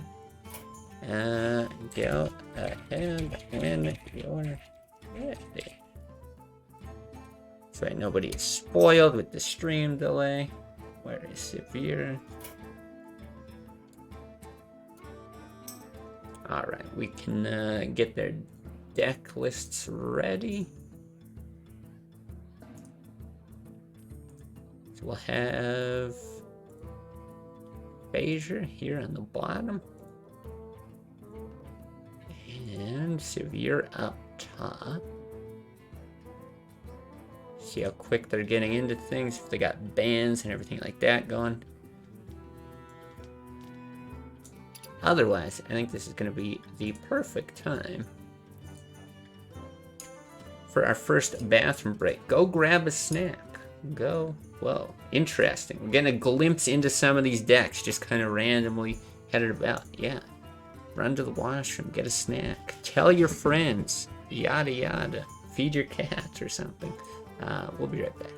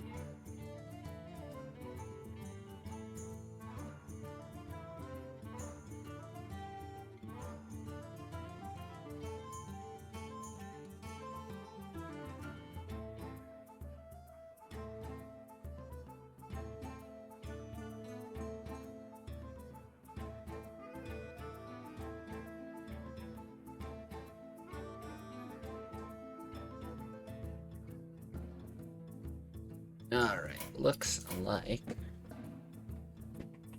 they're getting into it now. Let's reset the win counters. Oh, somebody's feeling icky already. That's not good. Warrior versus Icky Priest. Where's the Icky Priest? Interesting. Mad Bomber Warrior versus Icky Priest. I'm starting to get the impression that maybe, just maybe, some people wanted to go off meta this tournament with some pretty wacky stuff. Okay, so let me just calibrate for a moment here. Priest with Mind Blasts, Leper Gnomes, no Velen with the Mind Blast, which honestly isn't that surprising.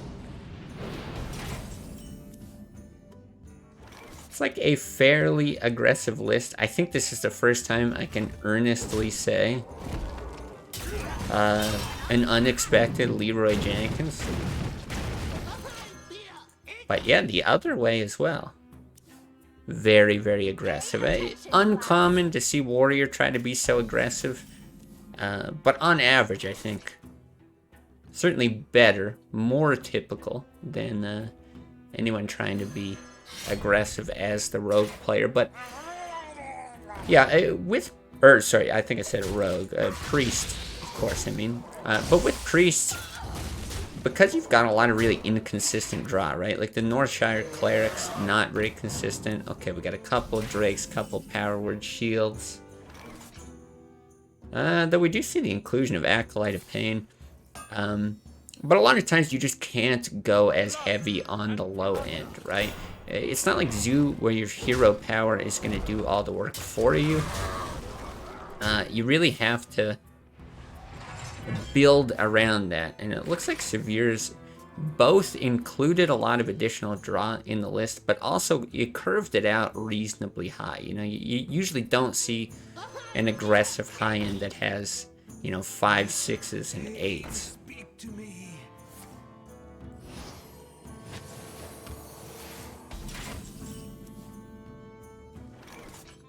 Wow. Now this is a lot of damage. But yeah, a bit of a question as to where to send it.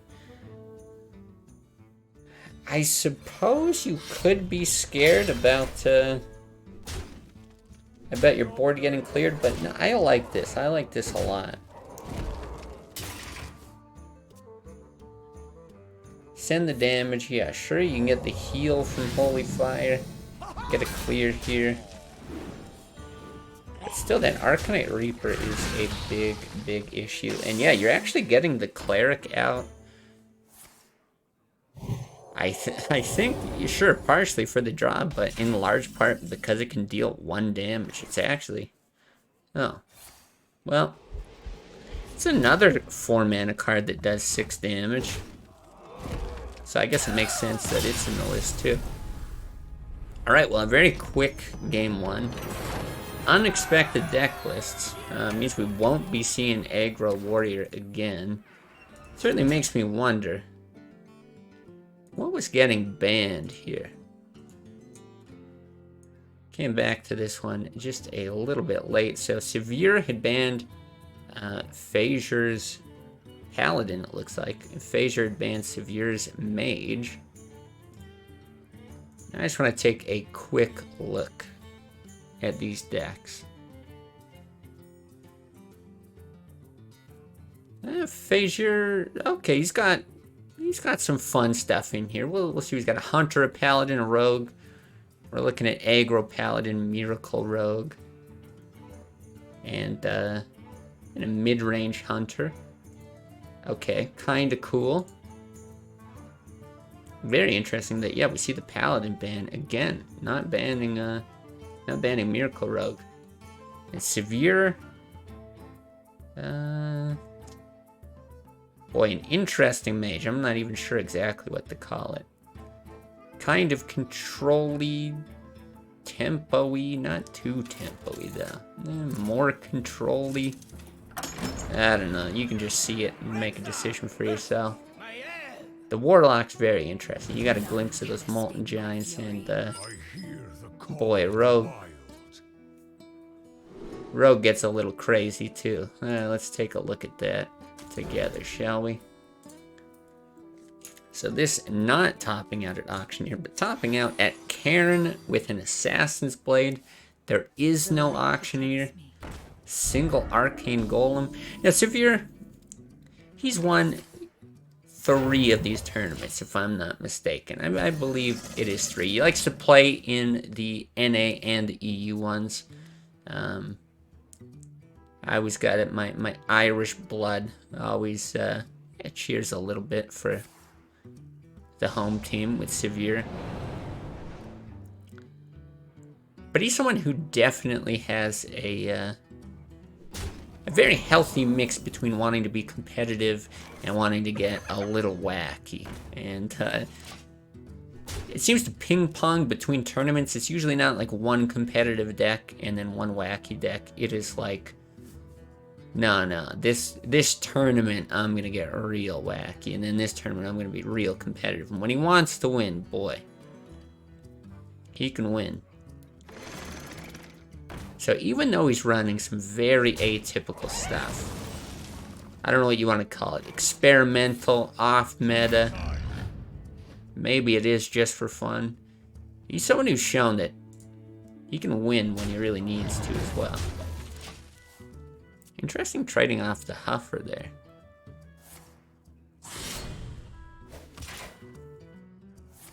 But yeah, I guess just on board. Didn't like leaving Huffer to die to the Harvest Golem. Not really gonna matter when Deadly Poison's coming your way. But now you're on 4 with no Houndmaster. Or sorry, no Houndmaster target. Pay attention, class. And yeah, I think Severe is just fine to take this 4 damage. Now let's see. He is running a single sap. Yeah, there's the other high main. Card you really need to consider when you're playing against any kind of... oh, I haven't even changed the deck over. My mistake. I was so focused on this Yeah, apologies for that. Yeah, so focused on how weird this rogue was. But yeah, pretty typical mid-range hunter. And high main, if you can establish it on the board, it's just so scary. So having one tool to deal with that real nice, but really if you can just build a board and keep them from playing it, right? Like high main here is just so slow.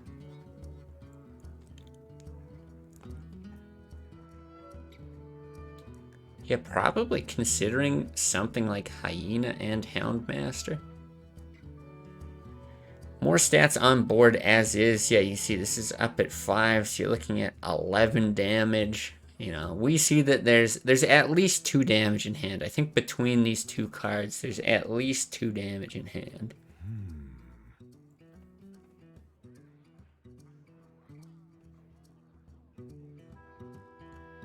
Yeah, I don't believe there's a single play that actually saves you here.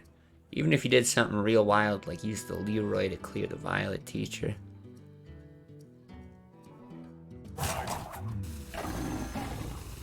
Yeah, I'm just gonna go ahead and take the risk, right?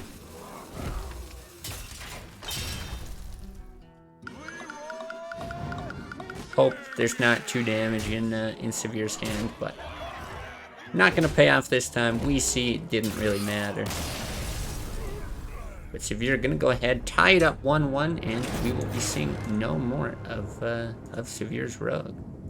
Now I'm just gonna apologize in advance. I've been away from streaming for a little while, in part because I've had this like ongoing cold for like 2 straight weeks, and I can already feel my voice going. So if this just becomes a scratchy mess as the tournament goes on, yeah, apologies, but that's what you get for Derp abandoning me. We'll blame him for that.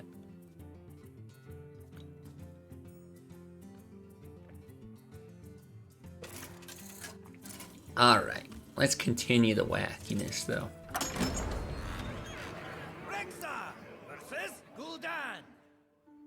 Okay, I really am excited to see this Warlock in action. So you got a pretty typical mid-range hunter against, you know, it's got this mostly Zoo core. Hellfire I never like in Zoo. I know some people make the argument for it. It's great as like a catch-up mechanic in the mirror, stuff like that.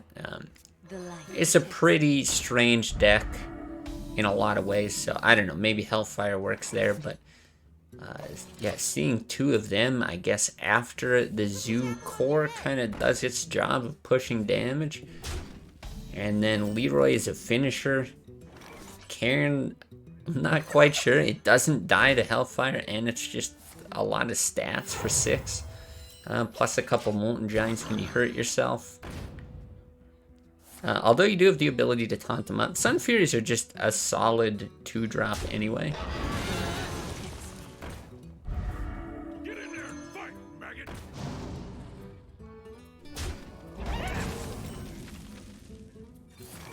To my side.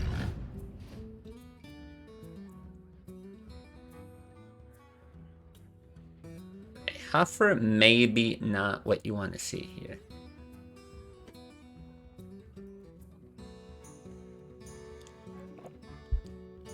Actually a little bit surprised. You know, Misha and Leok, both of those contest the board pretty well. A little bit surprised that we didn't see Unleash the Hounds. It's not a full clear, but it's a very good clear given this board.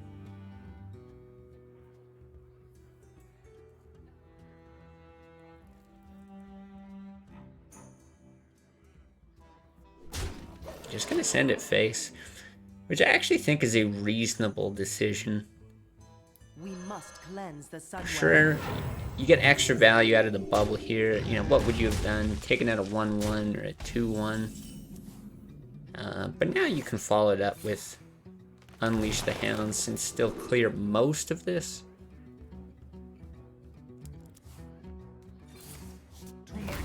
Still really doesn't want to. And the game just wants to punish him for it by giving him Huffer again. Let's see. Maybe we wait another minute before he sends it to face. I actually think you have to deal with like that cleric or something.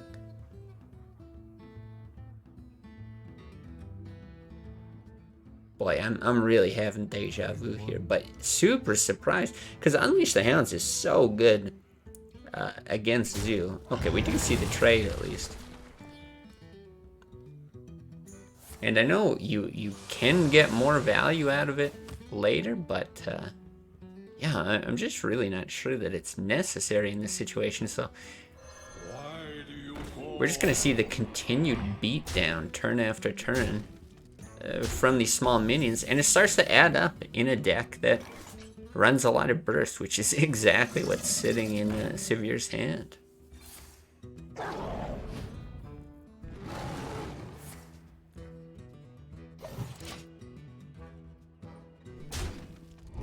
Alright, so finally, begrudgingly goes ahead. Clears some stuff here.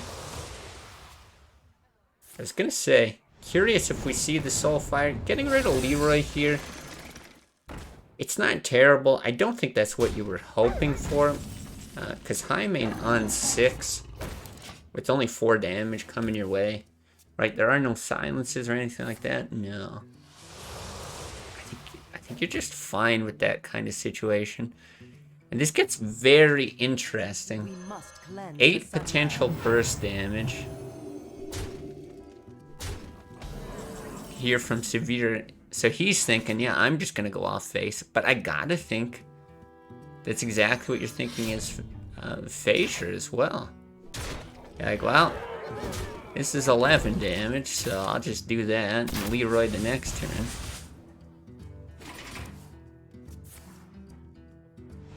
But yeah, you can't do that and survive. So yeah, really interesting. I think a lot of it does boil down to being so conservative with Unleash the Hounds there. I think that game at least looks a lot closer if oops, changing the wrong one here. If yeah, we start to get a few of those smaller minions cleared, but interesting. Well, still gonna have to win with this mid-range list at some point, so let's see, going forward, are we gonna see Unleash the Hounds a bit earlier or what?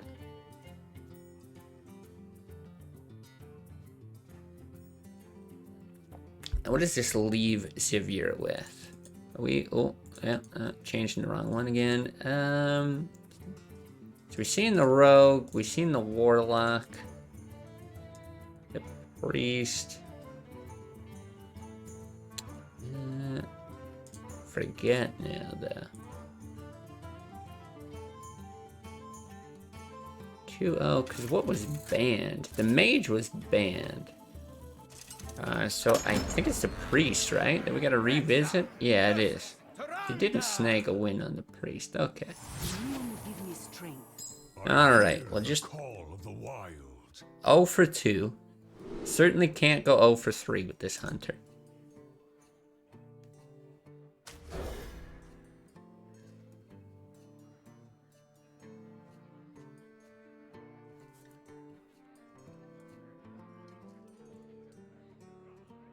Alright, see what happens for the mulligan here, but yeah.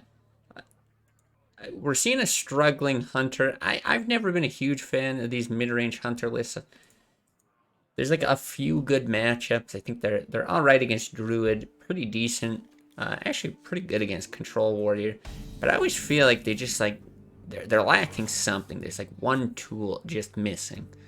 But I can't say I have ever played against a Priest that looks quite like this. And the fact that Severe has to win a game with this list to actually advance in the tournament, even though he's up a game, I'm not feeling like his odds are that great. Although this is a pretty strong opening. It's going to be met with a freezing trap, I would imagine.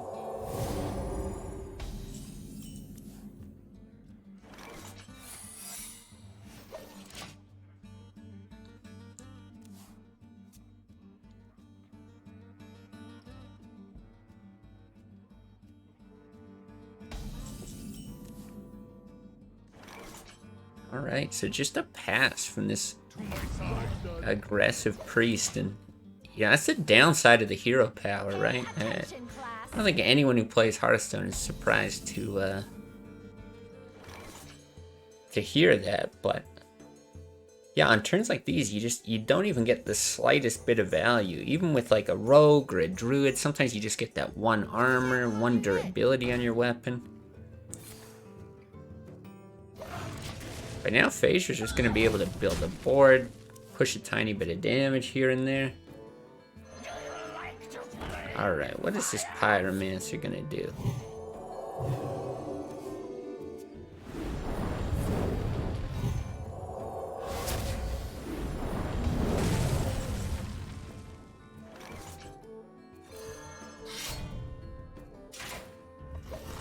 So Phaser's still really wanting to put the pressure on this Blade Master. Force it to be the one that's picked up from the freezing trap.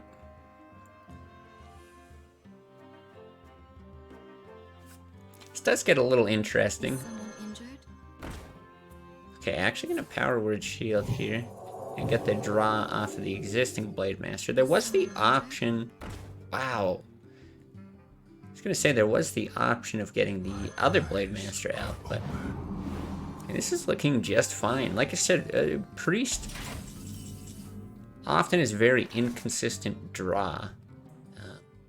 But Severe's managing just fine here.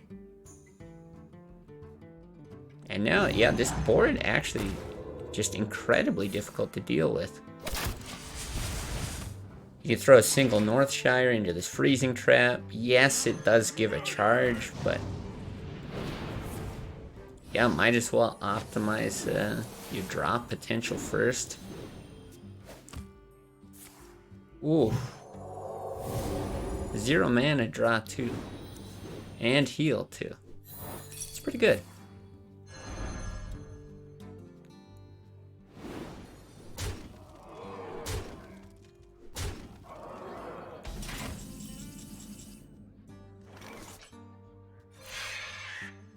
Okay, at least gonna be able to draw here. The boar can help clear. Unleash is gonna be a huge clear here. We do a lot in clearing. Looks like my client may have frozen. Might have to duck out of the game and come back. Yeah, we're sort of seeing the plays as they happen. Can I just duck out? Stop spectating.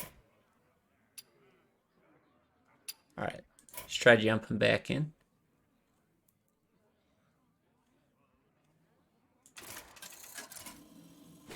So yeah, looked like he's getting those draws, dropping the Hunter's Mark on the injured Blade Master. Wow, everything's dead. Boy, I'm really happy that I missed that. Thanks, Blizzard. Tell us we should give you more money again.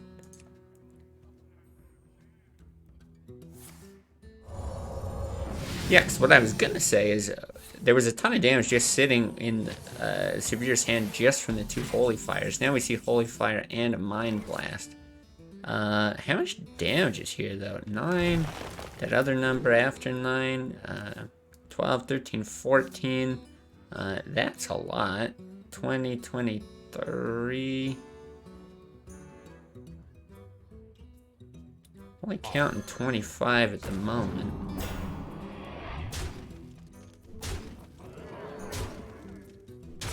Wow. Well, I certainly wish I saw exactly what happened. I would imagine there was a couple Hunter's Marks, probably 2 Hunter's Marks, a bow swing, and then some, yeah, maybe just a bow swing. That's what cleared it, but yeah. 10 damage from just those 2 cards. Actually, the heal keeping Severe alive. That's going to do it. 3-1 for Severe. So, it's going to bring us to our final quarter-final match between, hopefully I'm saying, Arquis. Do we even have them in here?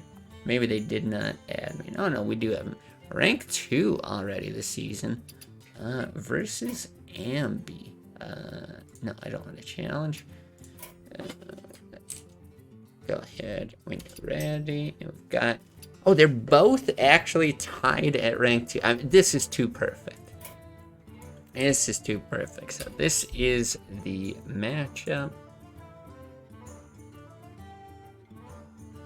Let me get the decks ready. So we'll have Arquis here at the bottom.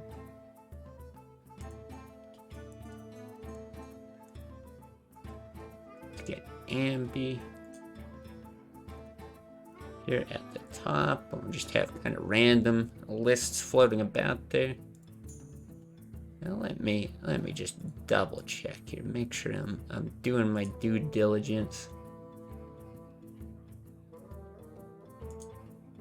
into these players. Okay.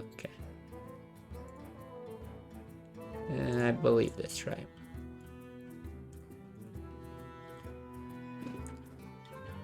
Alright, so yeah, we'll give this a second. Just taking a look at their lists. Arquis, we've got a rogue, a mage, a paladin, and a hunter. Aggressive hunter and paladin. Very balanced mage. The kind of, I guess like a mid-range, sort of goes for that tempo style, but not with the Kieran Tor anyway. And what looks to be a pretty standard miracle rogue.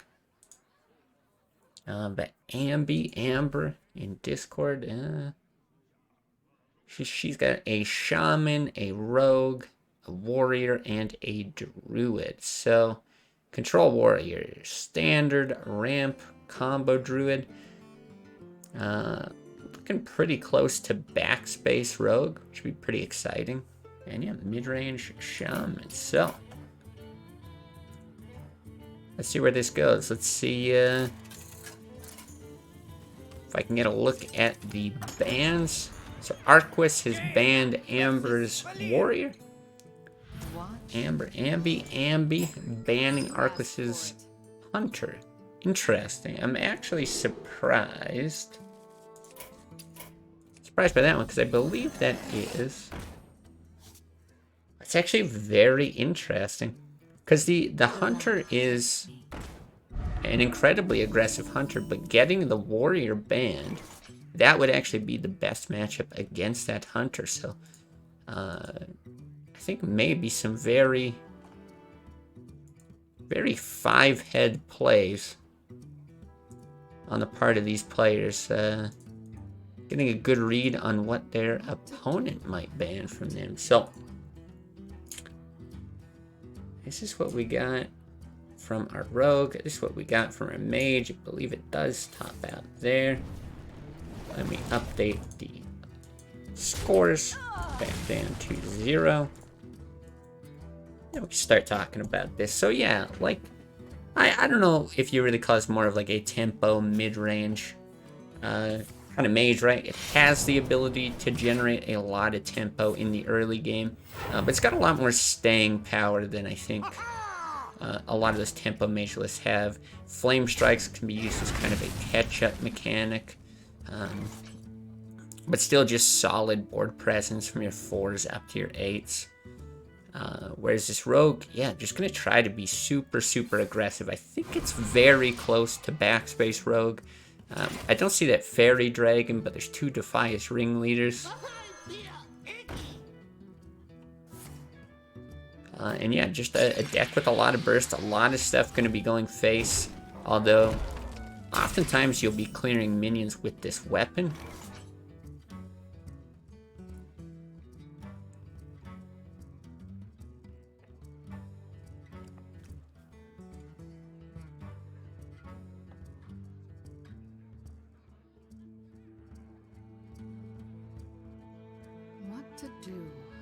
Okay, so yeah, let's see. I mean, Water Elemental, Violet Teacher, both very solid 4-drops.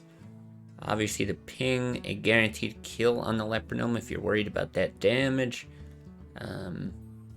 Arcane Missile's pretty good chance of a kill. But yeah, then you're just forced to play the Knife Juggler. So still at 27 health. I think it's reasonable. yeah, just play an annoying minion. Water Elemental, both for its health and ability to freeze, probably the most annoying and stickiest of the bunch.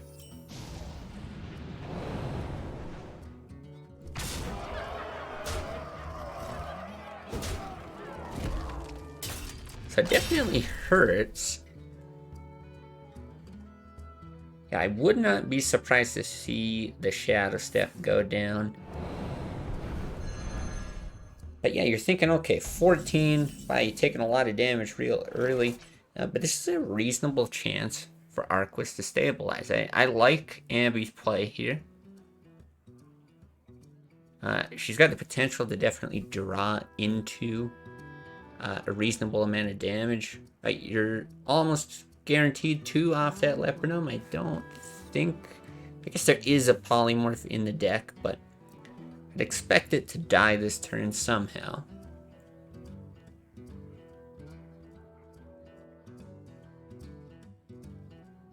Alright, I think this is, our first player that we've had today who's, like, really taking their time with how their plays. I think on ladder, maybe that's something that frustrates a lot of players, but I really like seeing it in these tournaments, thinking through all the different lines, because one simple mistake or misread can absolutely cost you a game, especially when you're dropping down to 14 life this early. You gotta wonder what that other card is in hand. Wow. Great snipe. The freeze on face too, so nice. Now Ambi's gotta be happy to see the cold light. This is our town, scrub. Yeah, beat it. I think you were hoping for some better draws there, though. Generally speaking, with 12 health, yeah, you want chargers. You want immediate damage. Even something like the other deadly poison, where you could potentially swing and blade flurry. If you weren't frozen, anyway, on the following turn. Someday I'll be just like you.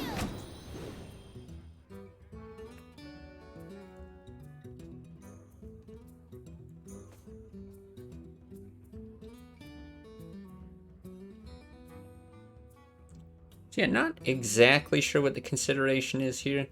Frostbolt and missiles have like a reasonably high chance to clear. The Juggler and the Violet Teacher synergy is very, very powerful. So something like an Arcane Missiles could just straight up clear the board. But you also get into a position where you are filling the board up. So I guess just doing some math to see, hey, is that worth it? Because, okay, that drops Ambi down to 16. You're looking at 9, 12, 13, 14, 15, 16. I guess right there on board. But wow, freeze does not prevent Blade Flurry from going off. And yeah, I think that's smart. Just hold on to the Arcane Golem.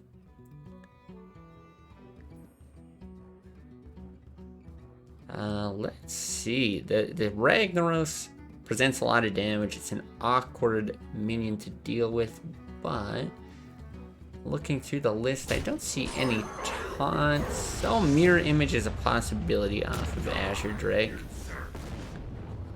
And no heals, right? What is this? Wow! Oh, this is so... Boy, if you're Ambi here, it's just so frustrating. This freeze, like I said, Water Elemental, just annoying. I think that's the perfect word for the card. 4 damage from the Golem, 4 from Eviscerate. You can sap, but you can't swing with your weapon, and it's just... Yeah, I guess the consideration now has to be... Well, yeah, you have to Eviscerate that Water Elemental. Eviscerate and sap. Hope there's no way to clear the Arcane Golem.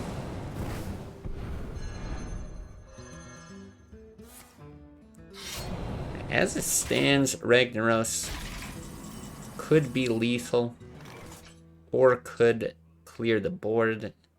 Rag and Mirror Image looking just fine to me. My fire will be burned. Sure, why not play Mana Worm with it?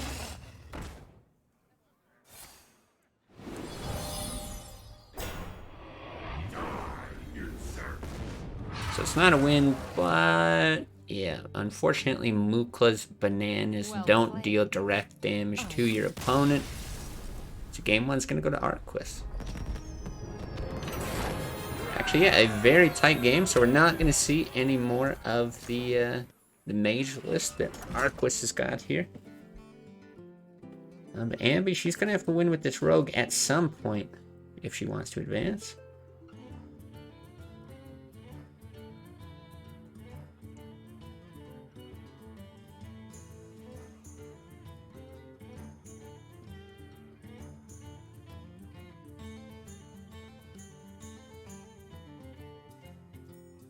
Okay, so we'll see what they end up going with.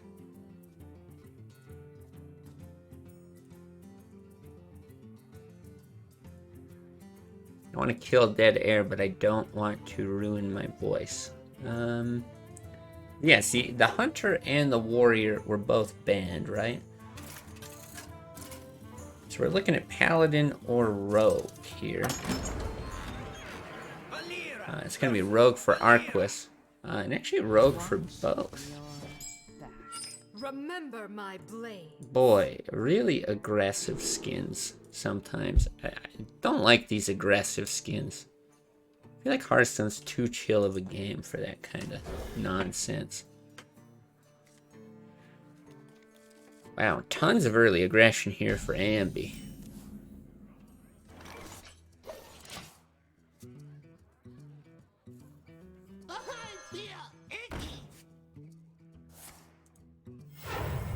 Yeah, I mean, double Lepronome. It's just so good. And unless you've got something like, yeah, a prep for that fan. No way to immediately deal with it. Although backstab hero power is actually a reasonable answer. But it just goes to show how amazing and efficient Lepronome is, right? 1 mana, deal way too much damage. Once again, the Arquis just gonna sit back, take their time. No backstab, no swing. Okay, so opting to wait for the fan of knives next turn. I think it's reasonable. So you end up taking 2 damage from popping one of those things anyway. Backstab is going to be useful later on, although Fan of Knives would be useful later on. But I think a really good read from Ambi as well. Seeing that Arquis was waiting, I think she realizes there's very good chance that Fan of Knives is coming her way next turn, so just opts to not extend anything else onto the board. Not even an Argent Squire. Because that bubble can be very useful with the cold blood.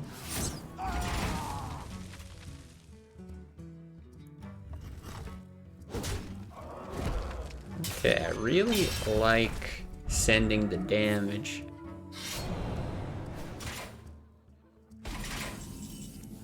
Okay, it's an interesting play. I wasn't quite sure if it would make sense to go all in on this Argent Squire. You know, Cold Blood's extremely good against, or in tandem with the Divine Shield, rather. And you could go ahead and sap that 3/3.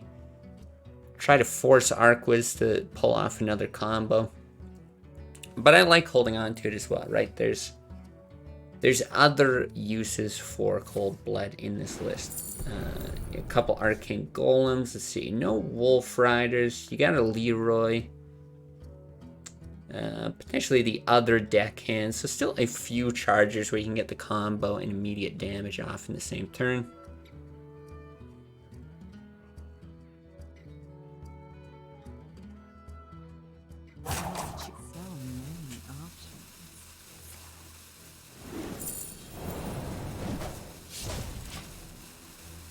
Alright, I think a pretty reasonable move. I mean, Arquis, again, has to kill their opponent at some point. So you get the draw, deal 4 damage, not too bad. But Mukla here, oof. Pretty awkward. I think if you're playing Mukla, you're probably sapping the gadgets in, because you don't want Arquis to get too much value off of those bananas. So this is like an okay position, but your top deck draw is a really, really big deal. Let's just see what Arquis does here. 2 bananas lets you trade with Mukla. Yeah, the sap is okay because you're gonna get bananas later. I think this makes a lot of sense. How much damage is this in total?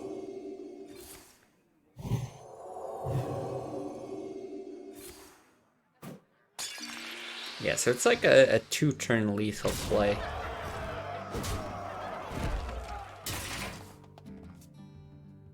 And yeah, just nothing to do here. Incredible. Yeah, incredible is right. Here, have some bananas. This is the correct play, though. You have to give your opponent bananas. Skill. Oh, bit of a misplay, though. You should cold blood your opponent's SI and then hit it with your weapon. But okay. Game 2 to Arquis. Now, I do find that aggressive kind of backspace rogue. Oops, not 23 wins. That aggressive backspace rogue, it's a bit inconsistent. It's a very good deck, and over time, I feel like its win rate really evens out. But I've definitely had ladder climbs, ladder sessions that go very, very poorly, and some that go very, very well. So in a tournament format where the games are limited, it's not that surprising that you just kind of whiff every now and then. But I still think a very reasonable chance to win with the deck. Give it a 3rd try. Yeah, no use in giving up. But it's going to be an aggro deck versus an aggro deck. I'm not sure I know who is typically favored here. If I had to guess, I would actually probably tip the scales in favor of the Paladin. Things like Elven Archer are going to be very good against your opponent. Equality doesn't really do that much. Divine Favor, I suppose, generally not that great. But they do have more in the way of board clears with stuff like Consecrate and Avenging Wrath. It really is a matter of getting to that point in the game.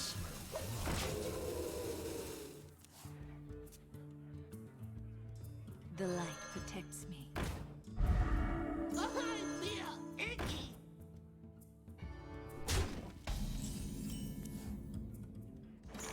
But now, all that being said, the way that this is shaping up... Okay, that Juggler draw is actually really big if Arquis wants to Juggler coin Elven Archer. But the way that this is shaping up, there's real potential that a Divine Shield survives here. You could Cold Blood on it and then either Hero Power or Eviscerate to clear whatever's on the board. Really going to depend what we see. It wouldn't even be unreasonable to just see something like Lepernum Elven Archer. I know the coin could be very useful for the True Silver as well.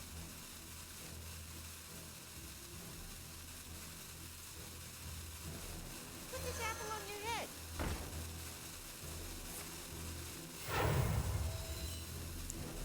One shot. Ooh, knife to the face. Yeah, 1 and 4 for that to go really, really poorly in now. We're seeing exactly what I was describing. There's a bubble left alive, right? You can eviscerate that knife juggler. Although it looks like that's not going to be the move. Mind if I roll need? Still, I imagine you trade... Huh, interesting. Yeah, so just gonna hold on to the Cold Blood. I guess with the draw, there's more potential for other targets that can value it immediately. maybe this is just caster vision, because I can see that a buffed Argent Squire would be very difficult to deal with. Apparently my cat is just, oh, she's so hungry. Yeah. Yeah, tell the internet how terrible of an owner I am. Okay, interesting. I was thinking maybe you're checking the draw here first. Looks like it wouldn't have mattered anyway. Shadow Step comes in at the end, but you're certainly not playing it that turn. And yeah, Divine Favor, like I said, a card that it does suffer in this matchup, so you're still able to get a little bit of value here if you want. Something like Lepergnome, Divine Favor, just for an immediate draw. True Silver, you're getting more value for your 4 mana, but the longer you keep that Divine Favor in your hand, at this point, I think the less likely you are to get any value off of it, unless you're the one playing Mukla into Divine Favor on the same turn. But that seems very, very unlikely at this point.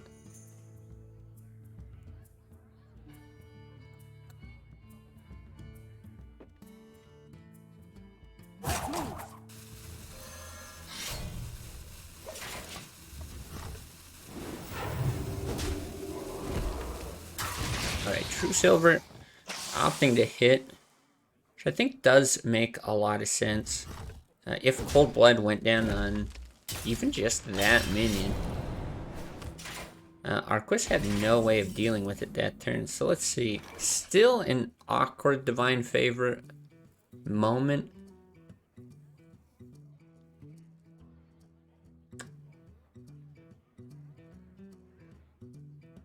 Yeah, it's definitely awkward. But once again, it might be the only time you can do it.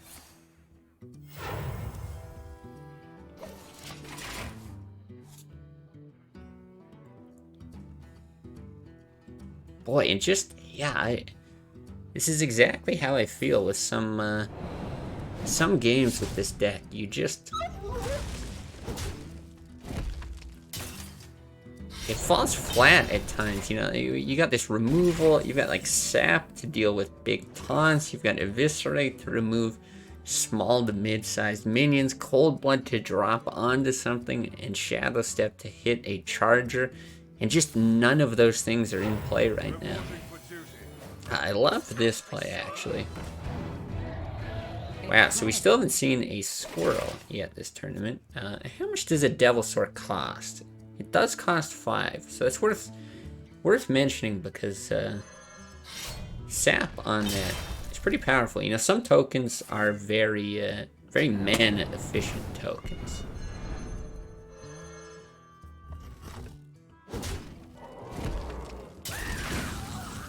Now, if you're in this position for Arquis, I'm not sure you necessarily need to do it now, right? The Devilsaur it's still a big threat, especially after just seeing that Sap as an answer to it.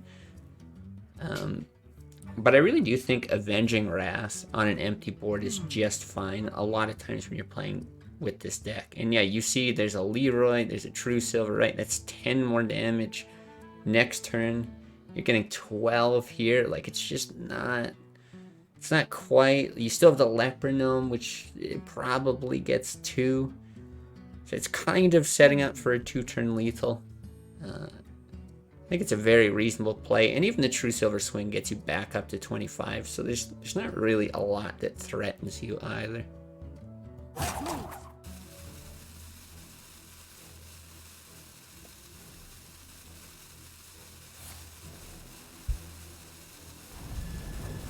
Yeah, I like this play.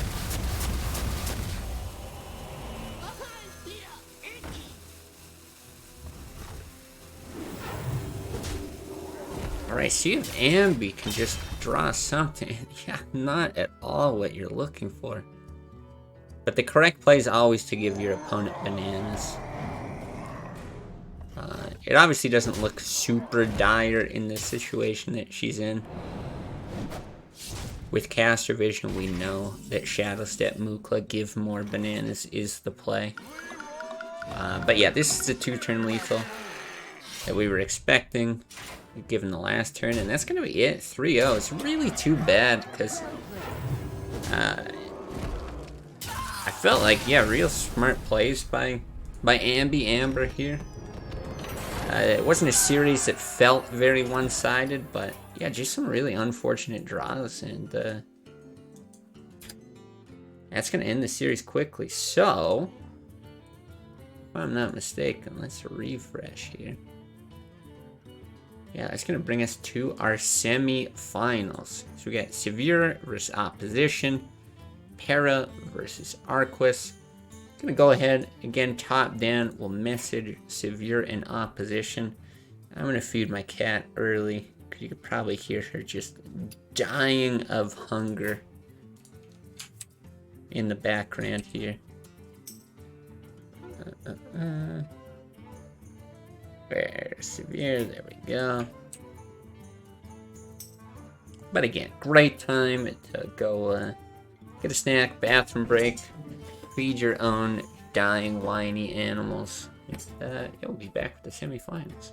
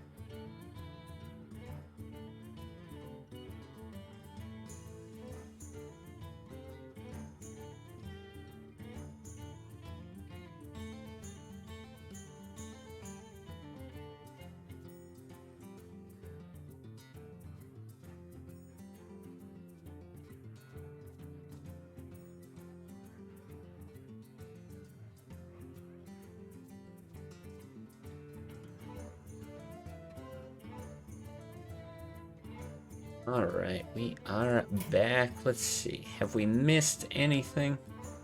Has it started? Has not started yet. Still got some time. Let's bring up the decks. Get Opposition down here at the bottom. Severe up top. Now, we've spectated both these players, so seeing their list, no surprises here. But I'm going to take a little peek into their matchup. See if I can see if there's been any bans, anything like that. I like it. So Severe has banned Opposition's Shaman, and Opposition has banned Severe's Priest. Terrifying, terrifying Priest. I just want to remind you, do we have this up here? Number 2. This is the priest that just got banned. I just want that to sink in for a moment. This is the priest that Opposition is so terrified by. So, I'm a little disappointed in the one sense that we don't get another chance to see this priest shine. But I think it's actually going to make for a more competitive series. So, in that sense, pretty excited here.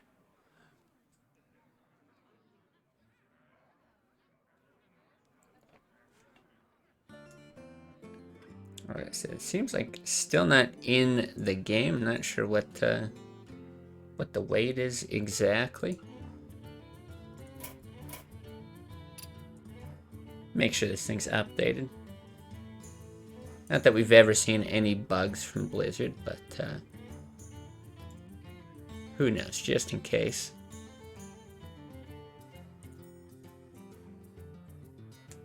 Yeah, so after this, the winner of this is going to go on to the finals. They'll be facing either Para or Arquis.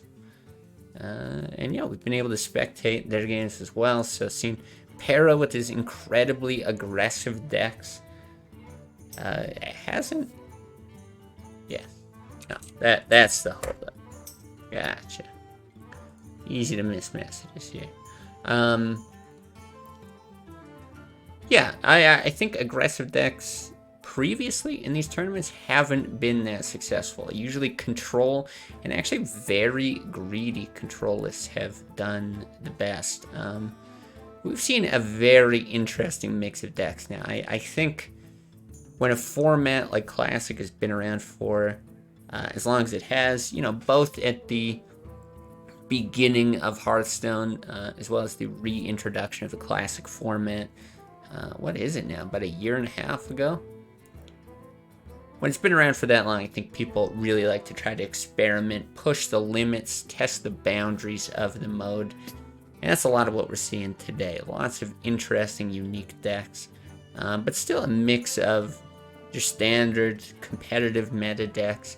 But surprisingly, I think we've seen, yeah, the not so traditional decks hold their own. They've actually done pretty well. So, all right, looks like we can get into this.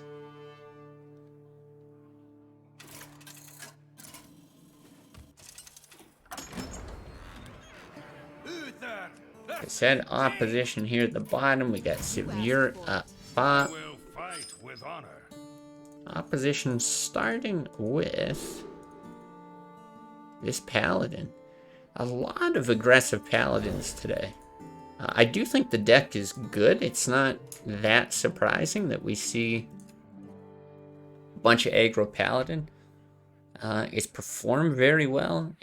Slightly different variations as well. We see like Harvest Golem here. This one's got a Wolf Rider, single Blessing of Kings. Yeah, Paladin as a whole, I would say maybe a little bit underrated in Classic. I think there's all kinds of archetypes that can work, even mid-range and control. I think a little bit underrated. But yeah, today it's been, I think every Paladin deck we've seen has been this kind of aggressive archetype. So stacking up against this mage, it's an interesting mage list, right? Not your standard freeze mage. You've got some of that package in. The light protects me. But you're also looking at stuff like Mana Worms. Like you've got the Doomsayers, but I don't see any Frost Nova. Yeah, Reg, not all that common. Let's see. Double Ice Block, but no Barrier. And then, yeah, double Ice Lance, which is going to work with stuff like the Mana Worm, but also Antonitis. So, not really sure what the thinking is. I think Severe might have AFK'd after the game started as well. As I mentioned before, from Ireland, normally plays on EU, so and he comes over, plays these NA tournaments. But I don't know exactly what time it is for him. The times that he's won, I think it's something like 3 or 4 in the morning when we do the interview. So it is possible that Severe is just passed out, laying on his keyboard at the moment. And maybe he's got one hand up on his mouse. Okay, waiting for a reconnect. Suppose internet troubles are also a thing at times.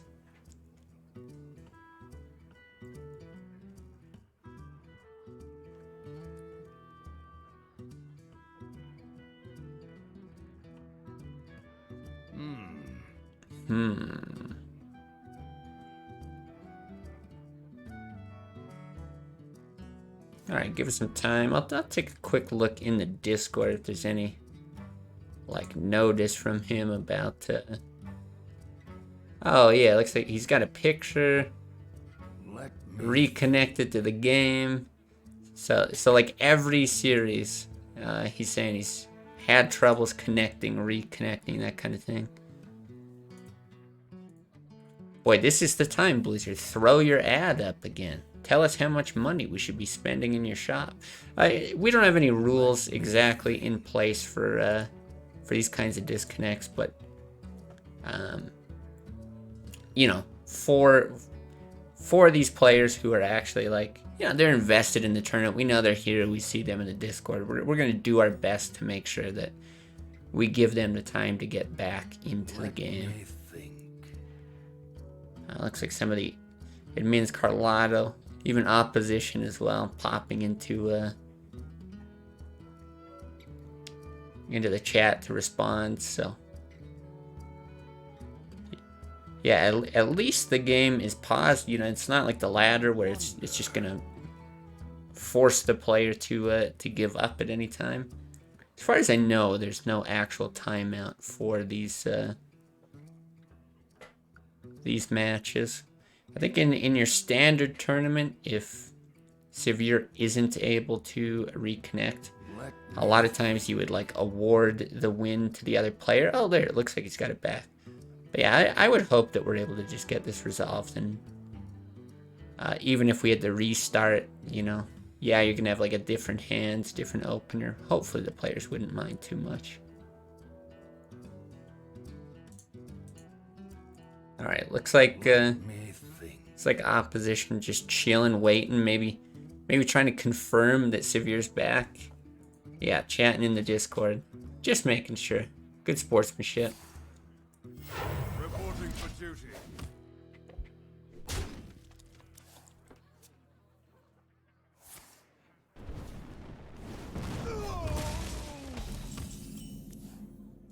Alright, I think we're good. He is asking about, he did miss the mulligan is the only issue. Severe, unfortunately, wasn't able to mulligan. And yeah, that isn't the isn't exactly the desired opener, but luckily there's not, like, tons and tons of pressure coming his way. You know, the game's not gonna end immediately.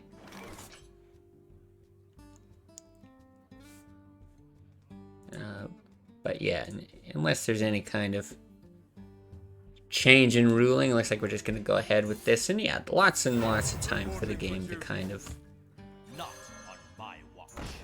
shake out the way that it probably would have went anyway. Now this is interesting as well. I kind of like this. You're putting a bubble on a smaller minion because you're not really that worried about the golem dying.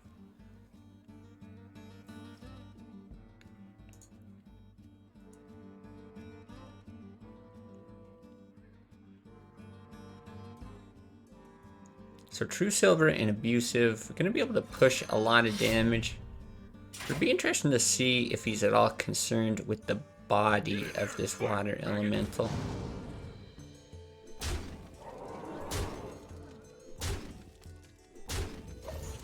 It looks like no.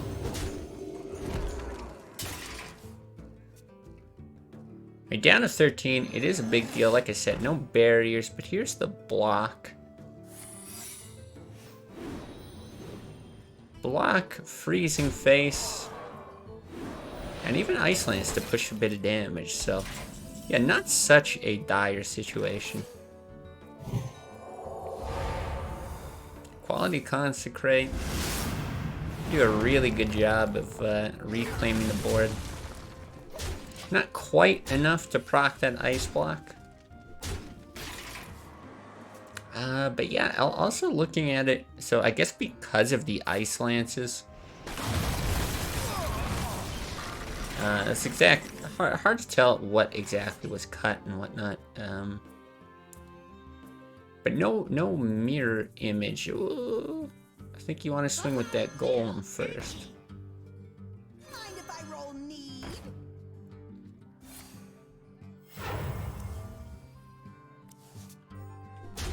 You win this. Yeah, could have even saved the weapon charge for the Elven Archer, but yeah, I guess Severe.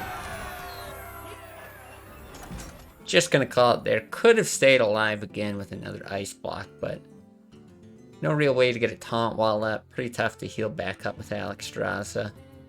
First win, gonna go to opposition. It's gonna take the Paladin deck out of the running. We'll see what each player opts to go with.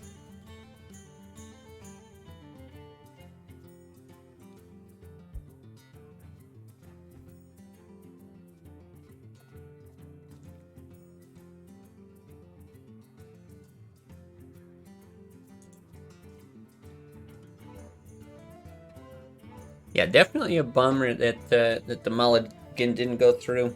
It's a tough position to put your opponent in as well. I think you know, you don't often want to like restart the game as the opponent and suddenly take on a potential disadvantage by you drawing poorly the next game. My fury. Hear the call of the wild. Yeah, and I think allowing for time, you know, waiting on turn 2, letting Severe have time to get back is at least nice to see. There's no real perfect answer in a situation like that. So anyway, still lots of games to go in this series. A Face Hunter versus this, I don't know, question mark rogue. I don't know what you would really call this as far as archetype goes. Feels a little too aggressive to be like a standard mid-range. Tempo, perhaps? In any case. Potentially double Leper Gnome. Yeah, I don't think you do it just because, well, it's hard to say. Coin is so good as an activator for the SI combo. We also have that backstab to do it on 3.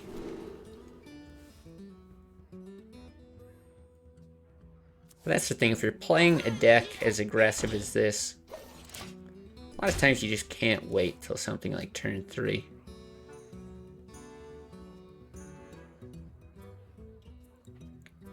I definitely like coin SI here, but I do wonder if you try to keep your own Leper Gnome alive, or if you just go ahead and trade it. Because like we see in the hand of opposition, there's Unleash the Hounds, there's 2 explosive traps. Right, lots of cards that are just good at dealing with a board. I'm not gonna opt to play any now. But I would have to imagine we see something come out. I wouldn't be surprised to see the Worgen run into the SI, along with the explosive trap hero power.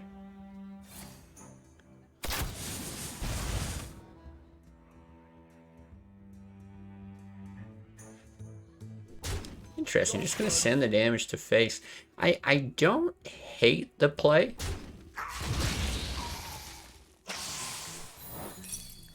Yeah, I definitely don't hate it just because that damage is so important as a face hunter.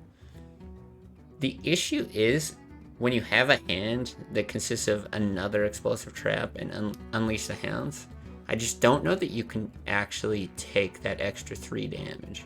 It's really only a 3 damage difference because, yeah, you can play either one of them the following turn to help clean this up, but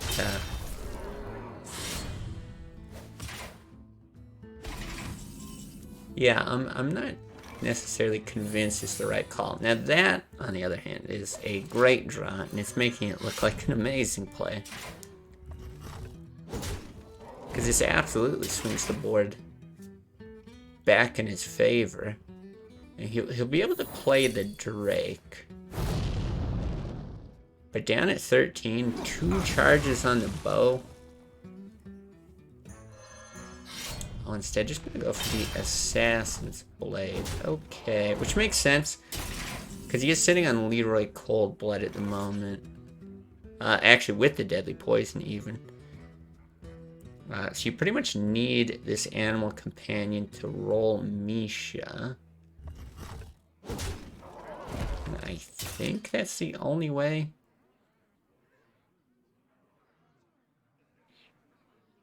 Yeah, because it used to be threatening 10 damage with Leroy. Put this apple on your head. Job's done. Let's see, always... It's always Leok, it's always Leok. Now that being said, Protects me. it's not over. So you play the Arson Squire here because the knives from the whelps. So definitely a smart play. You never miss your Alright, Severe gonna tie it up 1-1. And yeah, as I said before, Severe even bringing off-meta, silly, fun decks, whatever you want to call them. Still very formidable player. 3-time winner. You know, I would say if he's bringing his best stuff, the best decks you can think of, he's got to be the favorite for sure. And when you're looking at these lists, pretty strong argument to say he wouldn't be the favorite, but tied series here, looking to go into the finals. I don't know, maybe he's just that good.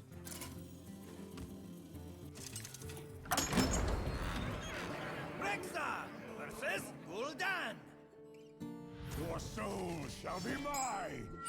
Let the hunt begin. Alright, so the Hunter remains. We're seeing a swap over to this Warlock. Now, it's a pretty weird Warlock. Trying to think exactly how it's going to stack up here, because Hunter has a lot of ways to deal damage through taunts, which makes Molten Giants and taunted Sun Fury minions not nearly as good. But the thing that I really like about this is Sun Fury on some of these mid-sized bodies. You got Sun Fury, you got Double Defender of Argus. If you can hit it on something like a Golem, a Shattered Sun, a Flame Imp, a Knife Juggler, something in that range, it's still actually pretty difficult to get through a lot of times for the Hunter. This also could be a matchup where Hellfire ends up being beneficial, but yeah, it really is. It's going to be an interesting dance with Severe's health here in this matchup. It's also a little bit different if you've experienced something like this on ladder before. Okay, not gonna play the Flame Imp.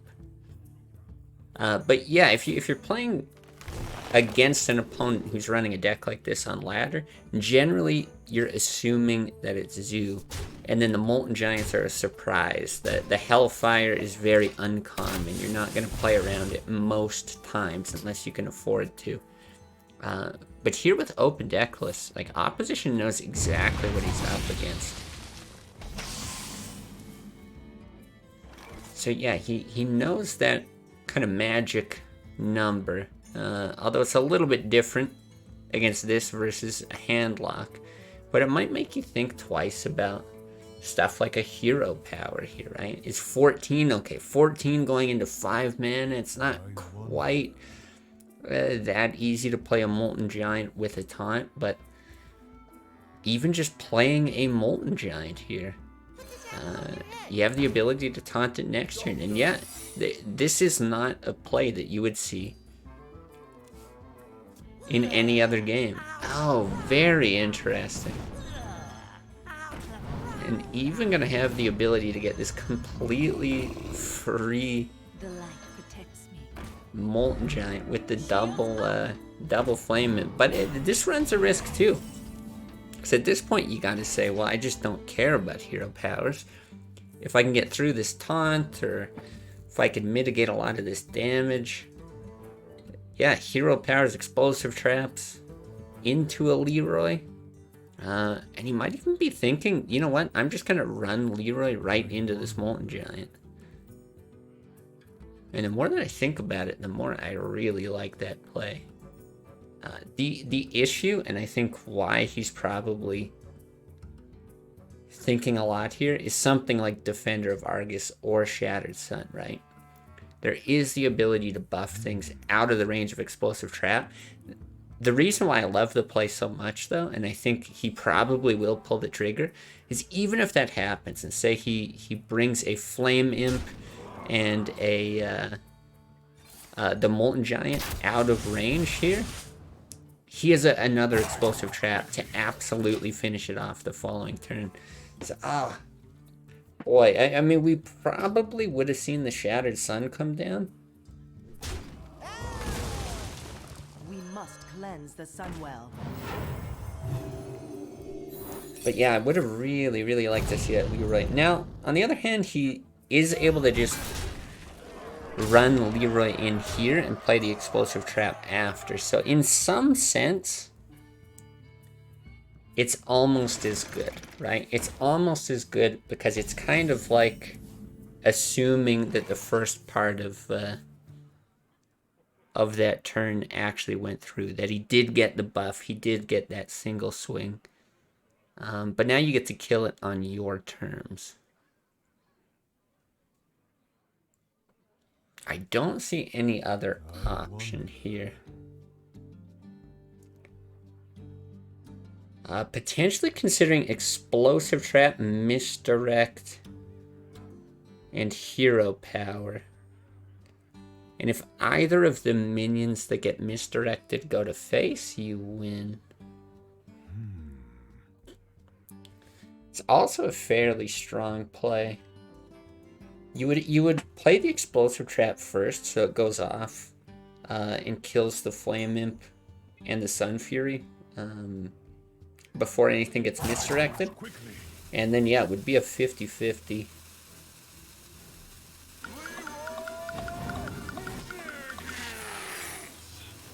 Boy, that is actually tough. I do like that play a lot.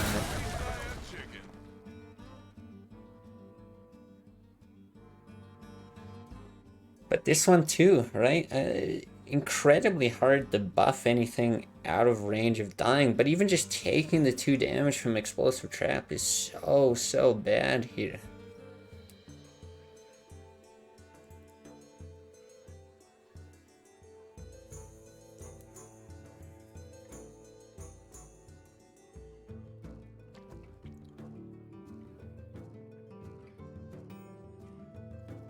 I don't think there's any way you tap. I'm trying to think if there's any reason you possibly could. Because if you tap, you have to be able to win right away. Even Leroy, it's 8, 10 damage with the Leper Gnome. No. Can't win with the tap play. But I'm not sure you can afford to wait on swinging, or I'm not sure it really does you any good.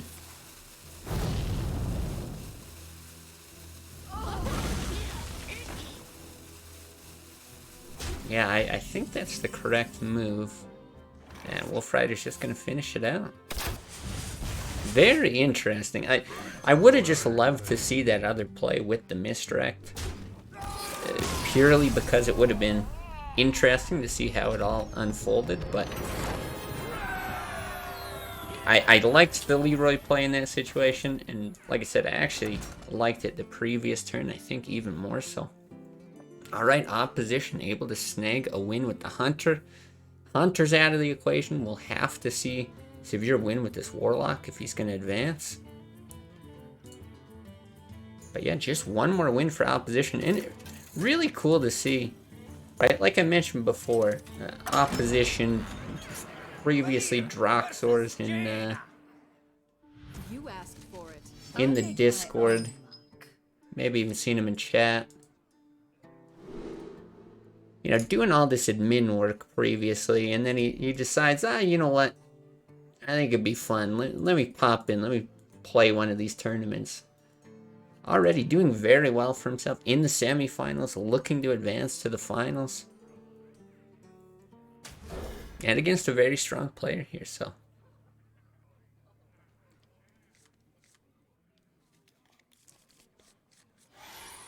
Now this is kind of interesting. Standard Freeze Mage does have the advantage against Rogue. This isn't your standard Freeze Mage. But I'm guessing, especially because we didn't see a ban of this Rogue, Severe's probably got a better idea of how the matchups go. I'm still guessing that this mage is favored. Maybe not as favored.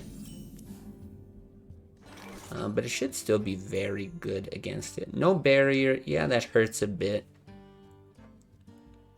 You'd love to have seen like a mana worm on turn 1. But even not getting that, I think it's okay. I don't think you're real upset with your position. Let the pain speak to me.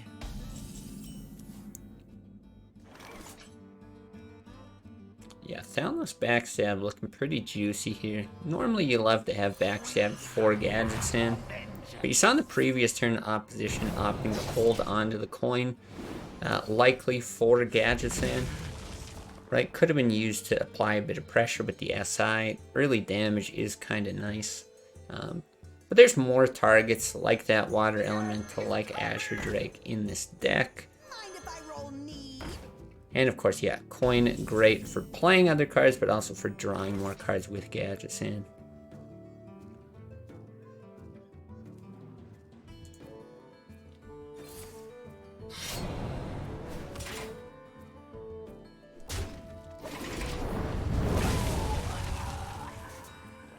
Alright, so just a nice slow turn. Nothing real surprising here. Now the Drake, certainly mana efficient. I think Severe would love to get this Water Elemental out as soon as possible. Again, I used the word annoying before, and it is just so annoying if you're a class that uses weapons.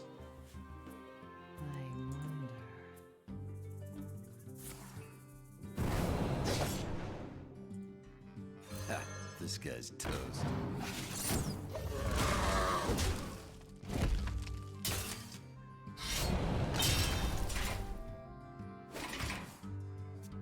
So cleaning it up pretty efficiently. Yeah, that's the thing. If you're playing the Water Elemental, your hero power is not doing a whole lot. It does contest reasonably well on the board. But Severe looks like he's also maybe considering just Ice Block Arcane Intellect, which is more mana efficient and gets into that Flame Strike the following turn. It's not like this locks him out of a Flame Strike play anyway. I got the best deals anywhere. Yeah, and I think opposition here, you know that there's the potential for Flame Strike. You're not waiting for a conceal. It's a lot less important in this matchup. This is going to be one of your better sap targets in general. But other than that, yeah, you just push damage and you're kind of expecting to die. Just, you know, draw as much as you possibly can. There's the other gadgets in. So you can start this whole draw engine again the following turn if you'd like. And I guess just thinking about, yeah, do I want to swing or do I want a 5 attack weapon the next turn?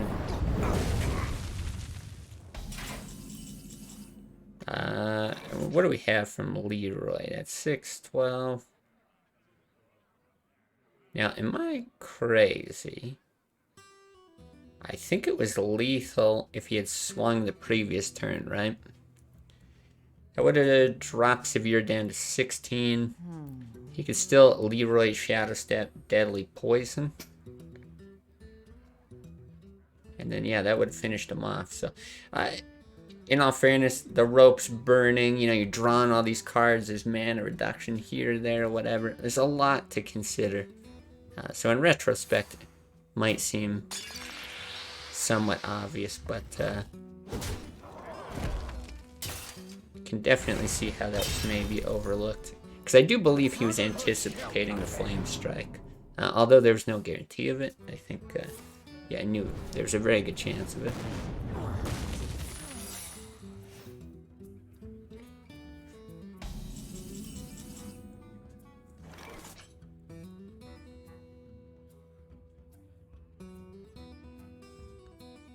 Maybe double checking for an instant here. Is there a Vaporize in the list of severe? No, no Vaporize? Okay, let's go ahead and Leroy Jenkins. Because the thing is, you can Leroy, Shadow Step, you know, swing a second time to proc, and then you can pick it up and just sit it in your hand for another turn. And I don't think Severe is that deep. Yeah, 16 cards still left in his deck. So with this single Ice Block up, and you know that it's Ice Block because it's the only secret in his deck,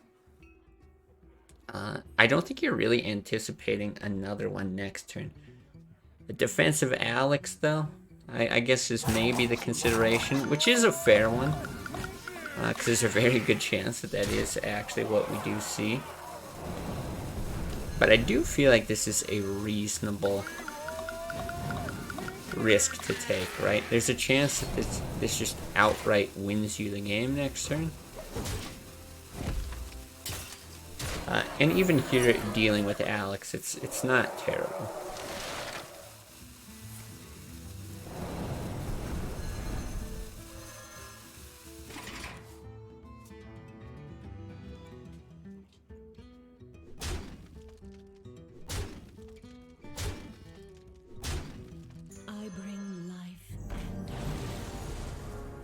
Yeah, so back up to 15.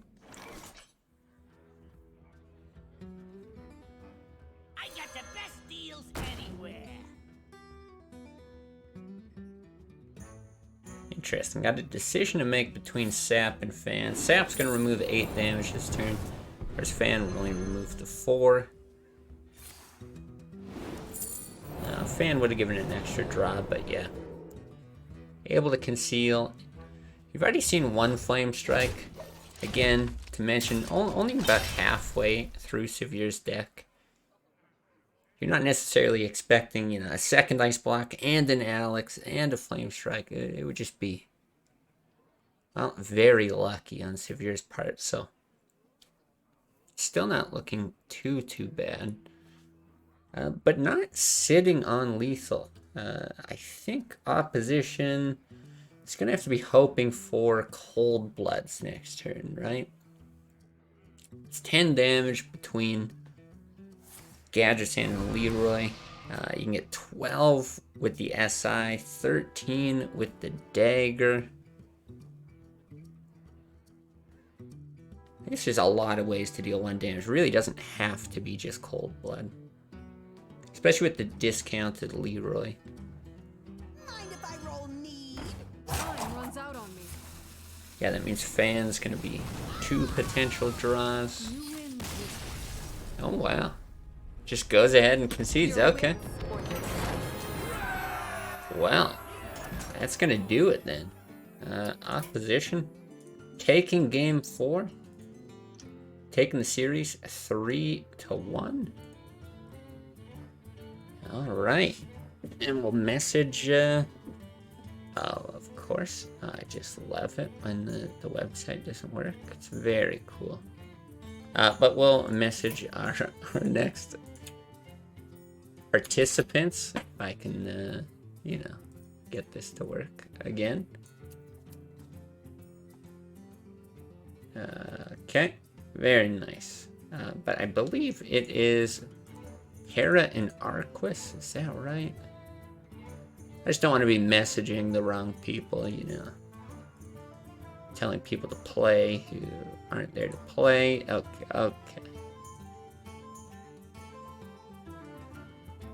Bringing it back. Yeah, just every now and then this site dies. It's really nice. Okay, thank you. Oh, thank you so much. Anytime I try to do anything with it, it's so nice for bringing tournaments across from one to the next. But yeah, Arquis and Para. No, not that anymore. And yeah, I don't know why the site struggles outside of that.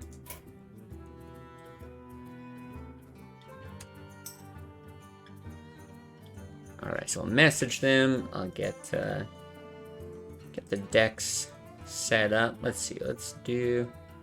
Arquis will be on the bottom here. Get Para on top.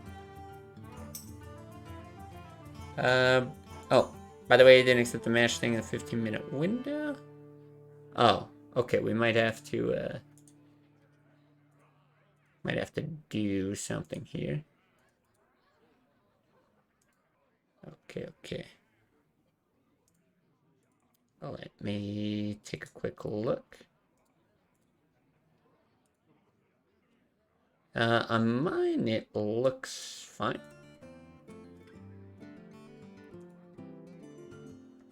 Oh yeah, it looks like Carlotta... Yeah, it looks like Carlotta reset it all.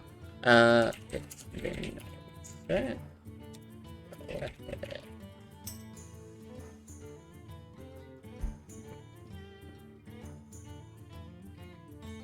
Yeah, it looks like it was just... The game was accidentally started by somebody first. And it has like a 15-minute countdown.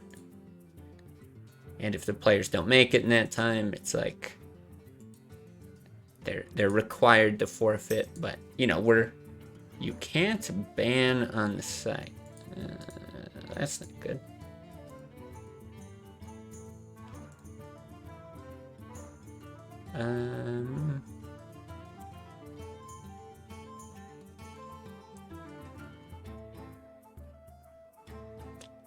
Let's see. Try to get this resolved in here.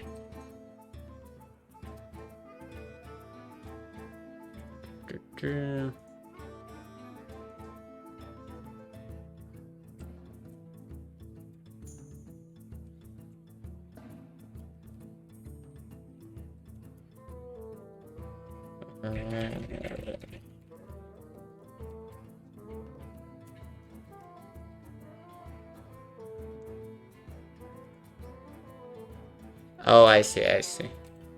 Alright, Carlotta's handling the bans. I guess even with it being reset, the website doesn't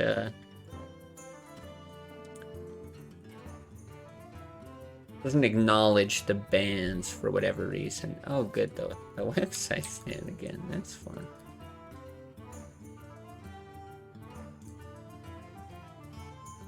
Yeah, I would just like to go here. Okay. Alright, so I might not be able to see the bans here on the site, but that's okay. Yeah, if they're handled by Carlotta, that's fine. So we'll give them a minute while they're sorting things out.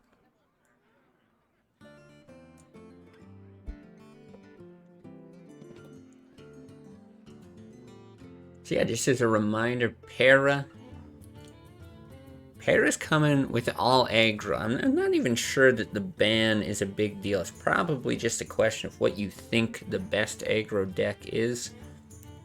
But I think for the most part, aggro decks just tend to follow a very similar style. So I'm not sure that one would be particularly more effective against Arquis' lineup than any of the others.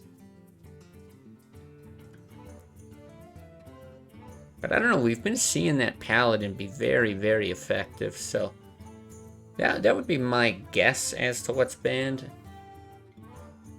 And then on the other side, I keep expecting Rogue to get banned, but Rogue has not been banned nearly as much as I would normally expect. In this case, there's a very good chance that it's the Mage, actually, because Para being so aggressive, it's going to want to get rid of anything that's going to, take care of that. And, well, honestly, looking at Arquis' lineup, it's fairly aggressive, too. You have an aggro Paladin, aggro Hunter, and then it's a pretty well-rounded Mage.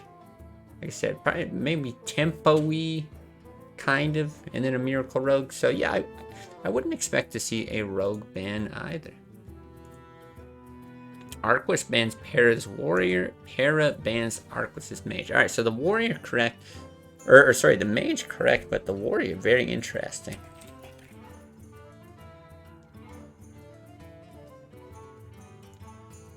Yeah, I'm not sure exactly. Yeah, I'm not sure exactly why Arquis would be afraid of an aggro warrior.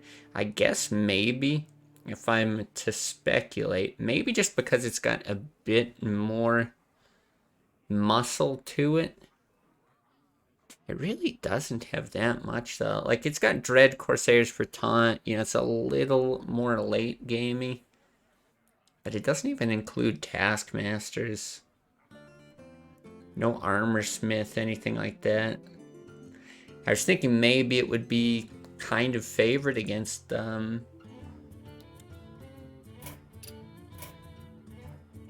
what do you call it? Against something like Face Hunter or Aggro Paladin, but just looking at it now, I'm not so sure that it is. Alright, apparently we missed just a tiny bit here, but Para, Rogue and Rogue. Okay. Super aggressive Rogue versus pretty standard Miracle. This guy's toast. We'll change the win totals as well. Still starting 0-0. If you don't have the coin, backstab's the next best thing. Pairs so well with that SI. Doing a great job of clearing up some of those tiny minions. Seen an early Farseer here. Now let's see, this list only runs a single Farseer.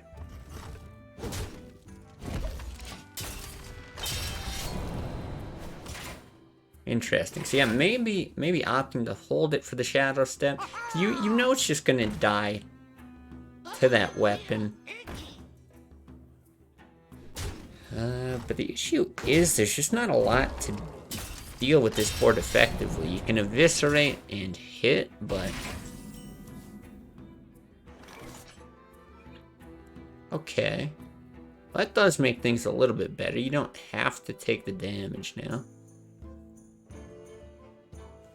Boy, staring at so much damage in the hand of Para, though. Like, we saw that, we saw earlier, right? It was, oh boy, I'm blanking on the name. I gotta go back. Ambi. Ambi was just a really unfortunate draw as playing This guy's toast. aggro rogue. And I feel like we're seeing Para here. It's like, this is the exact kind of draw that you want. And I joke about it all the time, but it just feels that way when you're watching tournaments. It's like the best players just draw the best. Obviously, there's a lot of skill involved as well, but yeah, sometimes it just feels like one player is hoarding all of the luck and everyone else is whiffing.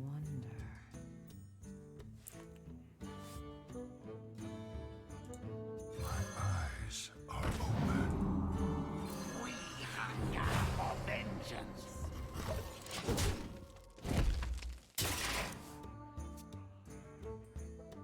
Okay, so I'm actually gonna go ahead and heal now. Isn't a ton of immediate damage, assuming that we're not seeing the blade flurry. Oh boy, we actually might be. No, okay. Wasn't sure. It wasn't lit up there, but I guess it's just because of the end turn. But yeah, it just represents so much damage over a few turns, and this is a matchup where you can get all those swings off. Even without the deadly poison, that would be a huge issue. And here, I think if you're Arquis, you're just thinking, what is this Thalnos going to give me? Because this is an awful hand right now.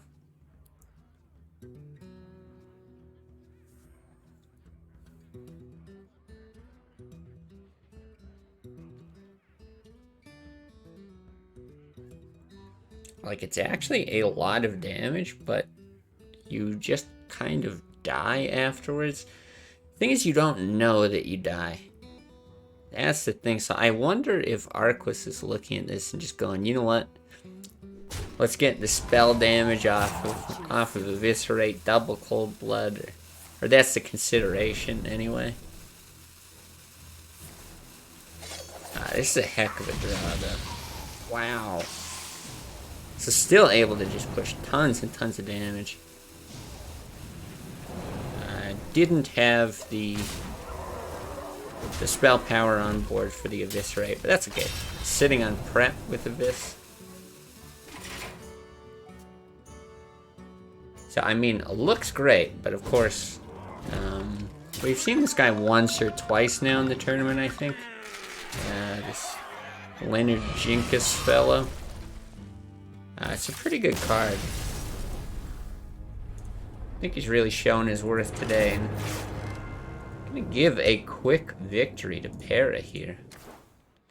Aggro Rogue taking the win over Miracle. Yeah, and that's why you don't ban Miracle. A lot of these lineups, well, maybe not so much in this tournament, but in the tournament format in general. I think you have a targeted Druid or a targeted Rogue ban. And then you build your all your decks to counter the other one. But we just haven't been seeing a lot of that. In part because we've just seen some off-meta lists, and especially here and in some of these other lists, just lots of aggression. Tons of aggression. Remember my blade. Alright, so still Rogue, but Rogue into Paladin this time. Now, worth noting, no Avenging Wrath in this Paladin. The reason that it's worth noting is that's actually a pretty good answer to a Concealed Auctioneer. Now, I think if you're generally playing an aggro Paladin, you just don't want them to get to that state. You're going to try to kill them before a Concealed Gadget's Hand is really a thing. And if you're the Rogue, you're not really playing to try to conceal that Gadget's Hand. You're just going to be playing as defensively as possible. But sometimes the game will just go there, right? Like a Fan of Knives here. Very, very good at dealing with this board. And there's actually a chance that Para stalls out. We see the conceal. But yeah, if he is to get that Auctioneer down, then it might actually be able to put in some work this game.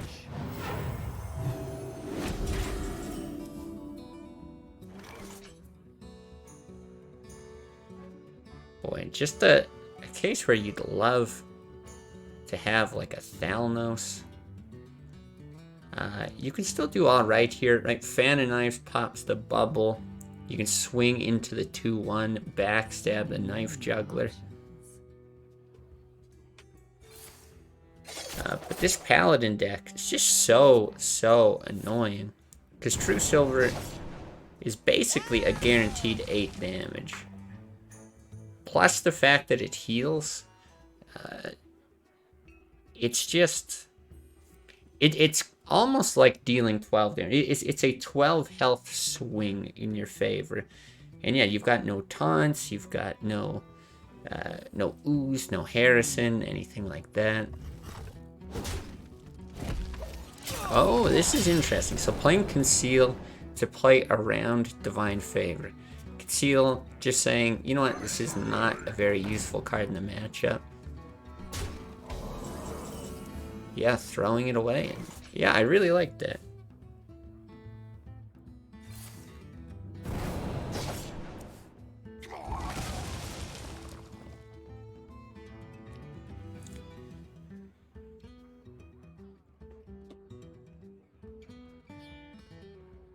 So, I mean, along the lines of Divine Favor, Thalnos can kind of hurt you if it's sitting in your hand or if it's out and forced to give you a drop. But you didn't see Divine Favor last turn.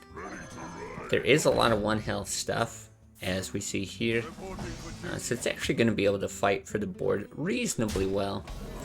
And whatever you draw off of it, you might just be able to play on that same turn anyway.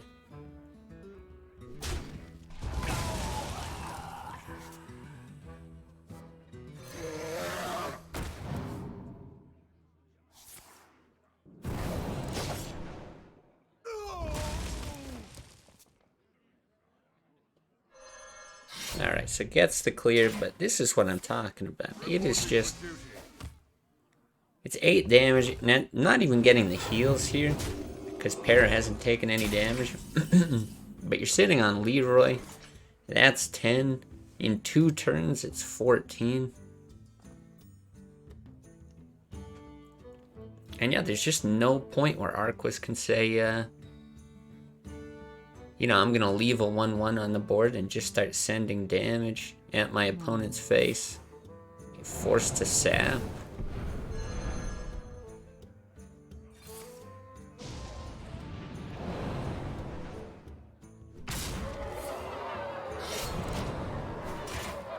This is quite a strong play, though. Actually, more damage than I thought. 17 with a Leroy and an Eviscerate in hand. This is actually a really, really big deal.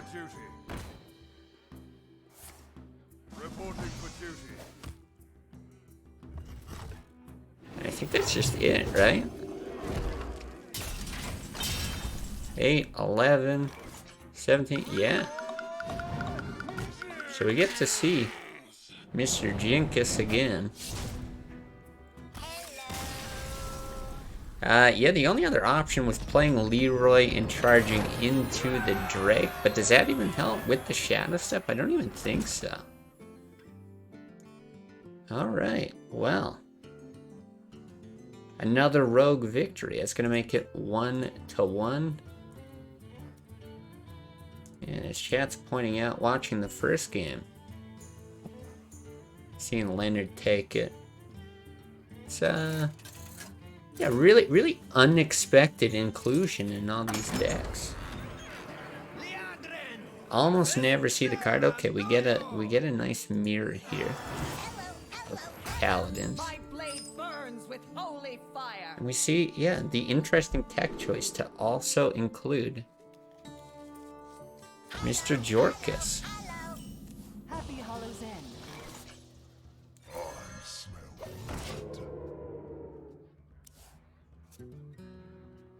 The light protects me.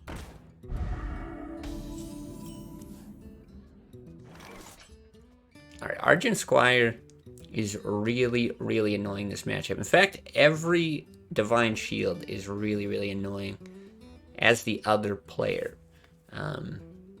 These games actually really like to go down to the wire, even with poor draws. It gets very, very interesting because knives are important. When you play Consecrate is important. Yeah, what kind of value can you get off of your Divine Shields?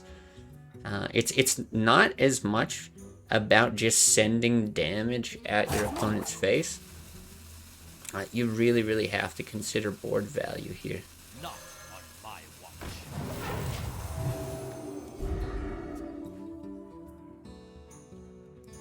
Put this apple on your head.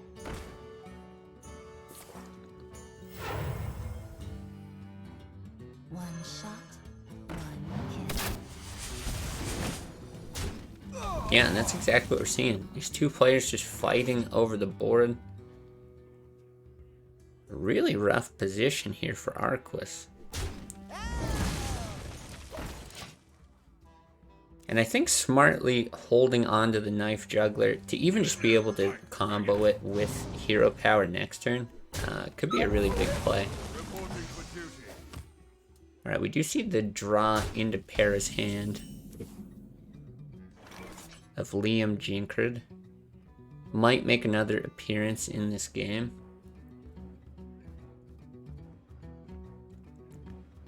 Both players are also sitting on Divine Favorite, which is another extremely awkward card in the matchup.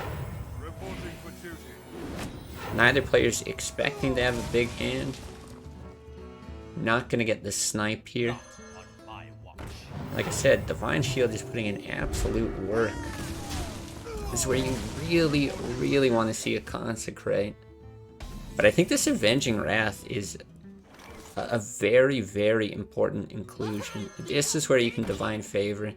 Use it as an Arcane Intellect. And yeah, no Avenging Wrath for Para. Which is going to hurt a little bit here. Put this apple on your head.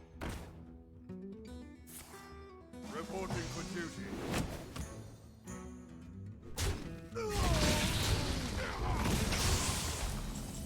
Yeah, and I think rightfully scared of some spell coming his way. Now, a little bit beefier for his minions. I think you do. I think you just pull the trigger. Play Avenging Wrath. Nothing else there's really going to actually reclaim the board for you. But you are going to have to get reasonably good rolls here. Oh, no. Oh, no.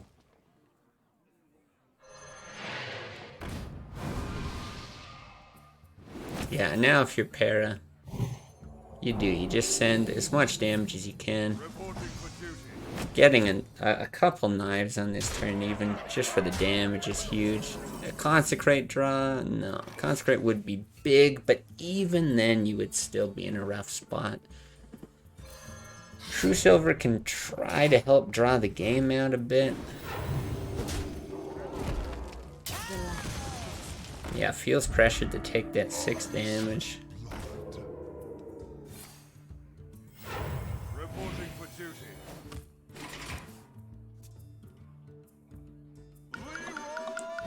And now we see another game just decided by Luigi Jam, just making a number of appearances today. I suspect you're going to see a lot of people on ladder adopting this sort of philosophy where he's included in a lot more decks. Mark my words, after today he's going to be all over the ladder.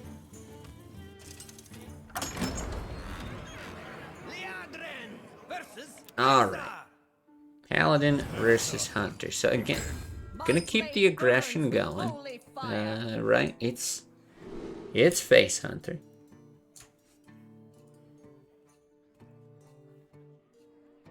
And so kind of the same thing applies as the previous game. You can't just beat down your opponent in this matchup. Like Consecrate has a lot of value in clearing the board, but so does Explosive Trap the other way. Knife Juggler still very important here. There's not going to be many Divine Shields, at least from the Hunter. It looks like 1 Argent Squire, but that Arcane Shot, for example, that has a very good chance of being used against a minion. Boy, when I see that timer go, I want to click confirm. Interesting keeping the Mukla though. If you can get Mukla down on an empty board, you're feeling amazing. Wow, and it's kind of looking like it's going to work out.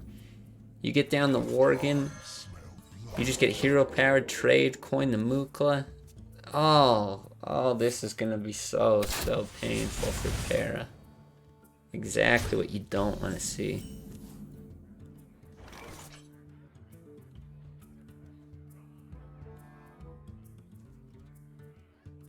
I can't imagine you go with any other play here, but Arquis really likes to think things through. It's good.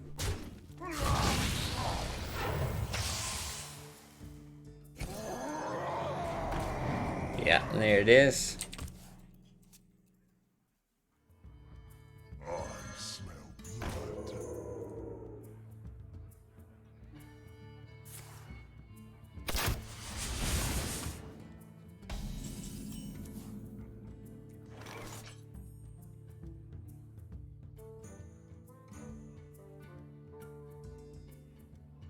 Alright, I mean, the Worgen being down does make things a little bit more awkward. It is a target for bananas.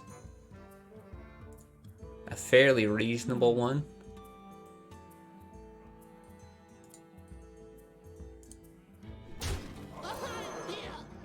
Now, would you see Logan Johnson make the appearance in Arquis' hand? But he's coming a little bit early. This isn't exactly what you want. You're hoping for those board clears. It's gonna be a big deal because he's getting this early damage out of the Mukla. But yeah, you definitely prefer to see it come a bit later.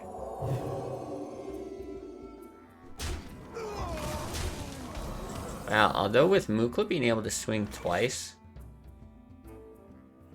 I may go back on my words. It could be that it's right on time.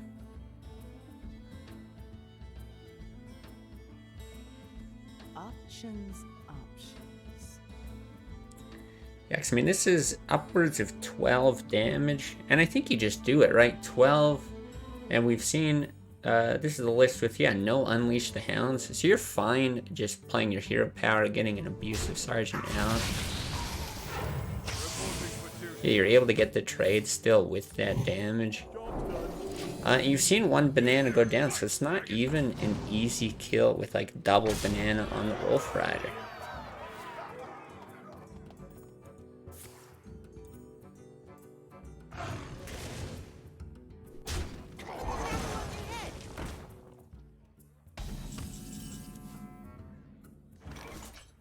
Wow, even more damage. Not gonna quite be enough.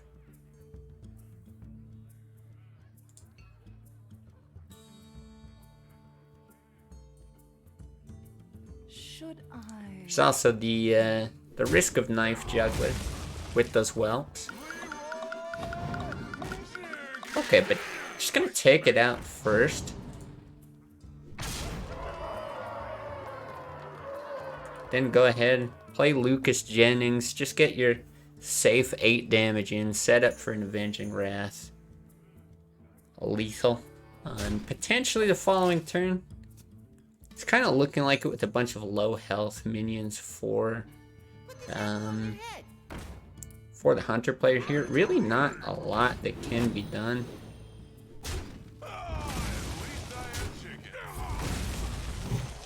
Yeah, Avenging Wrath's just going to be guaranteed lethal.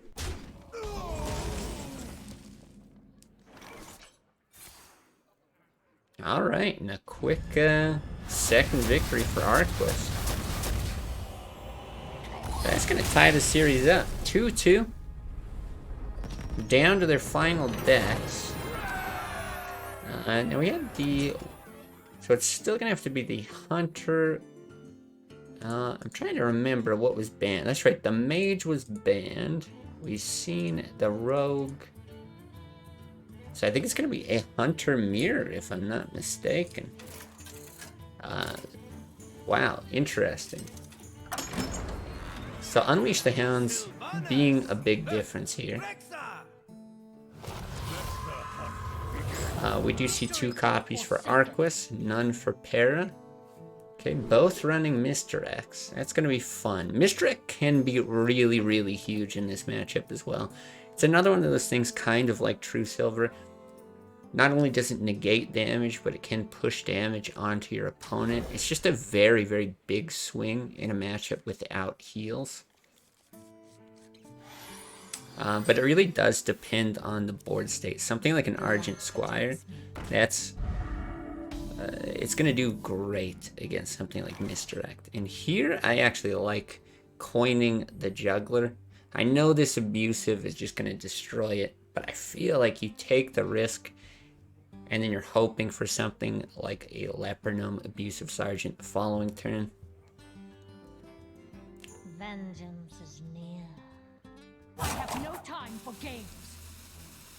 Wow, went from real confident to real not confident, so honest. Okay, just opting not to take the risk.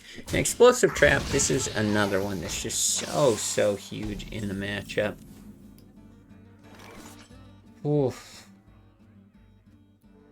Honestly, rolling Animal Companion here could be okay. Coining the kill command to take out the Knife Juggler, I don't hate either. It's a pretty versatile card in the matchup, and I actually think that's a trade that you're just okay with. Job done. Get in there and fight, maggot! It's an interesting line. You're not happy with the juggle, that's for sure. Definitely hoping to take out that squire.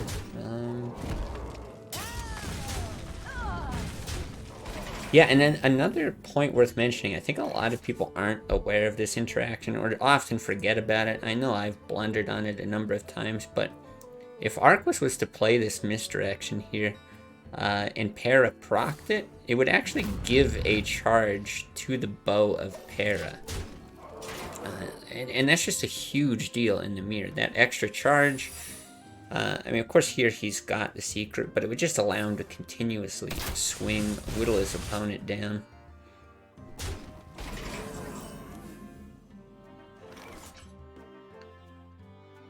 And now an interesting decision. Huffer as a trade, it allows you to not give your opponent a charge. You have the option of even trying to do something like kill command to take advantage of the beast synergy. It's kind of the same as just playing hero power here, because you wouldn't be able to do both in the same turn.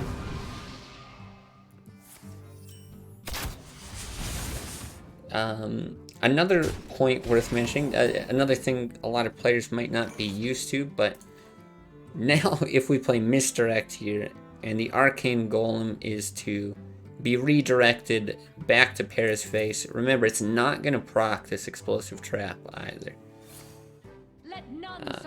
Because traps will only proc on your opponent's turn. Your own traps won't proc on your turn. I smell blood.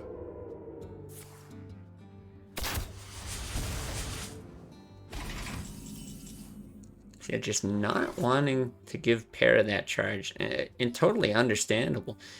But it's such an awkward position. It's denying you from playing your own cards.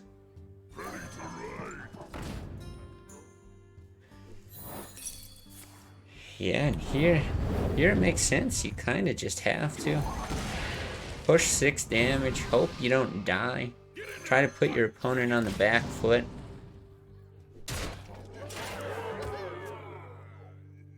Okay. Okay, gonna go ahead and just clean up. Which I like, I think is a smart play.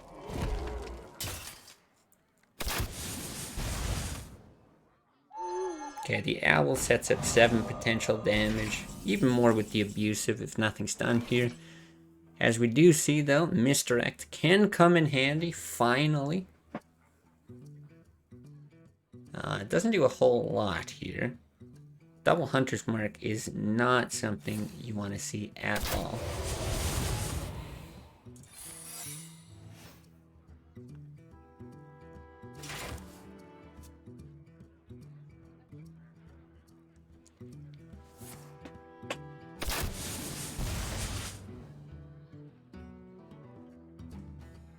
Now, kind of interesting here, right? So you're thinking about explosive and you're thinking about misdirect. Both of them deny lethal. But if you're thinking about misdirect, the consideration might be to spam the board with minions, take a swing, and hope that it retargets onto one of yours. I'm not sure that that's worth doing, though.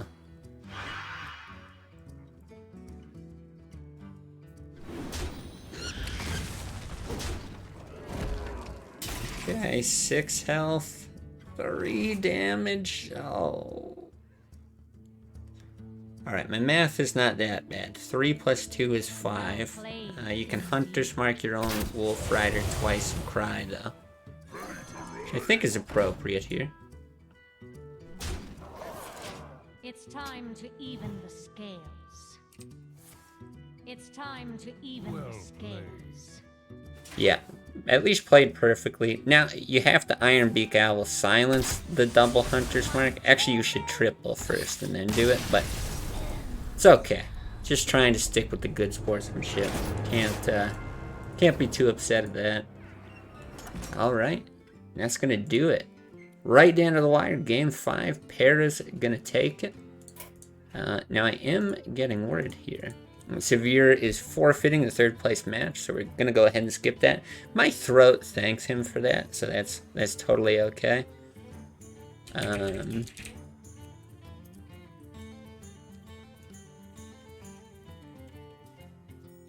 But yeah, his time zone is like crazy far ahead, which I think I mentioned before.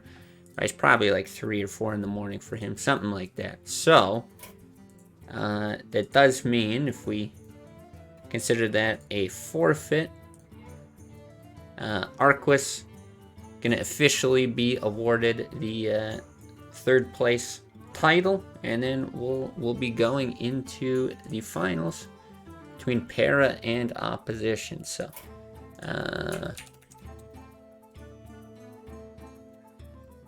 yeah,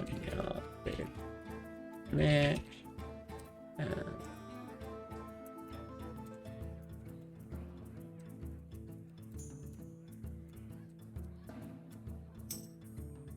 Okay, message Para.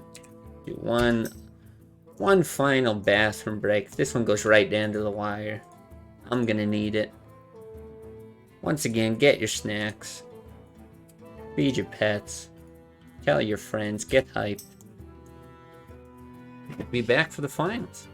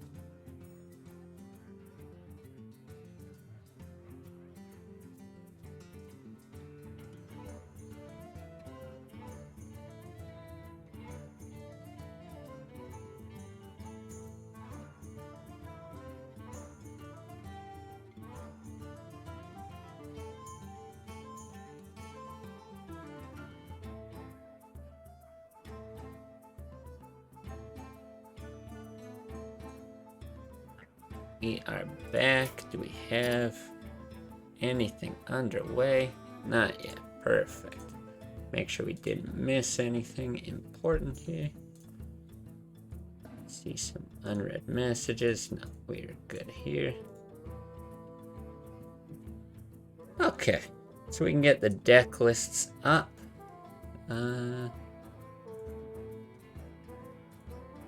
Alright. Opposition. On the bottom here, Para. On top, which I guess I had anyway. I don't know what I'm doing. Let's see about bans. What do we think? We refresh. Does the site go down? No. Incredible. The crowd goes wild. Okay, no bans in just yet. Both players checked in. Let's give it a second. Now, this might be a somewhat fast series. I think either way, just with the way that Para's decks are built, with all of them being so aggressive, yeah, it's kind of tough to see it taking too long. And as well, opposition, he's got an aggro paladin, an aggro hunter. I'm looking at his shaman that's been banned this whole time. It's pretty aggressive as well. Yeah, it's got a slightly higher top end than maybe some shamans, but no, it's very aggressive. And then a miracle rogue. So yeah, it's just been tons of aggro. I know at least one viewer of mine enjoys aggro decks, so Hey, if you're an aggro lover, this is your tournament.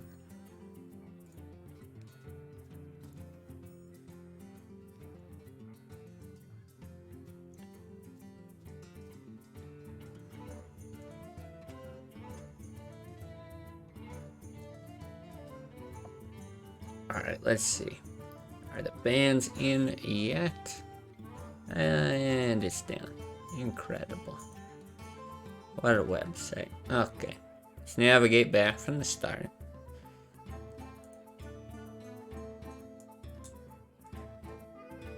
Okay, bans are in.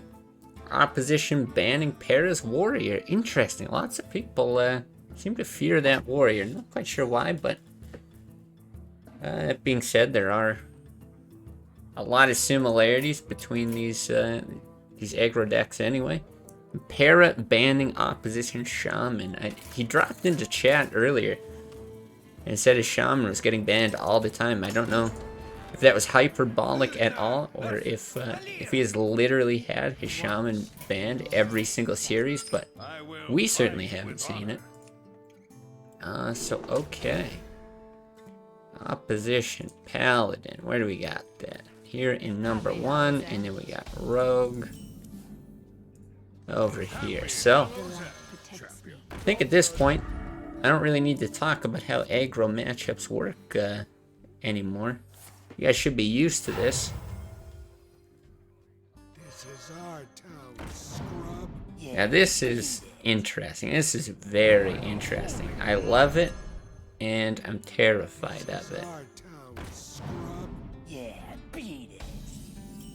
So basically a 0 mana 2/1. It's like a Wisp on steroids.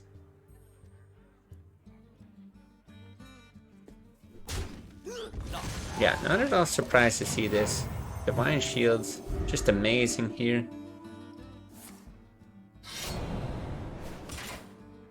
And yeah, again, just aggro decks fighting for the board. Makes a whole lot of sense. Oh, and the Juggler's a chance to snipe. You just knew these games were going to come down to some juggles, some chargers. That was a mistake. See, the best players, not only do they draw well, they also get perfect knives when they need them, okay?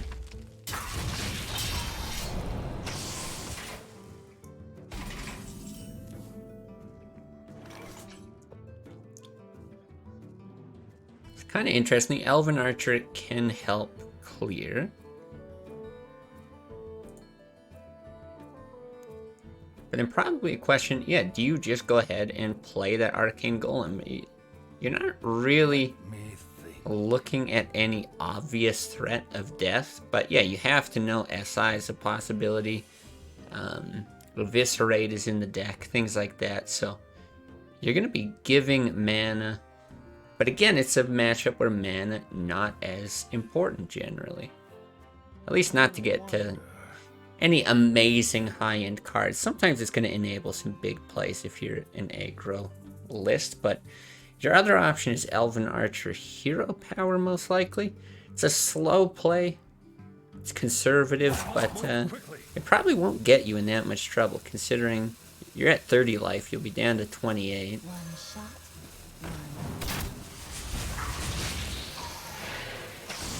Okay, so you get the 4 damage. It's not the worst thing. This play also does work out a little bit nicer if you happen to draw into Divine Favor. This guy's toast. Though only just barely slightly, it looks like.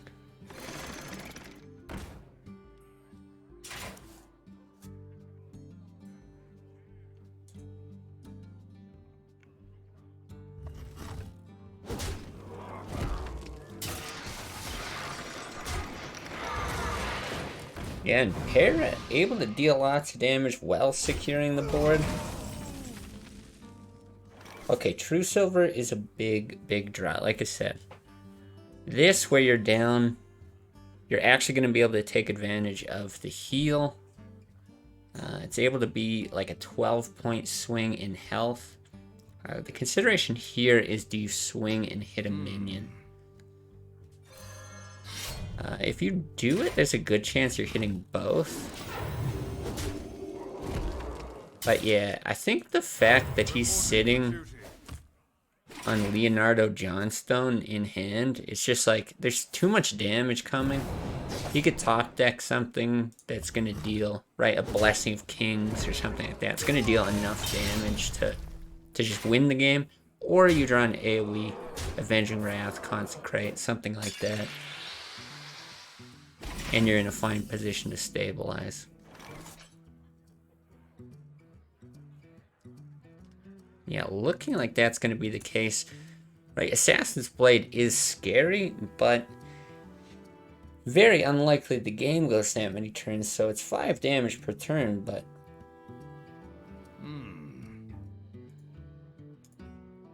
Yeah, for how long?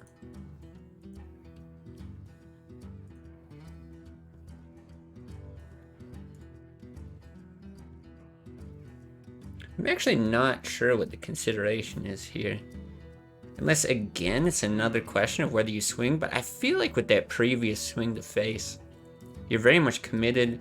You're almost guaranteed another draw off the Loot Hoarder plus a top deck to try to find you lethal the following turn. I do know opposition teaches chess and is actually a pretty high level chess player. I forget what he said his MMR was. Very impressive to someone like me who's just terrible. She probably knows the value of just taking time. Think about this turn. All forward lines. Oh boy, that is not what you want to see. That's the risk of running double Assassin's Blade, I guess. Wow. Not even gonna honor the possibility. After this entire tournament, he doesn't even realize that Louis Jordan is a card. So we don't even get to see what the draw is from that Loot Hoarder, but it doesn't matter. First win going to opposition. Aggro Paladin. Gonna be out of the equation now.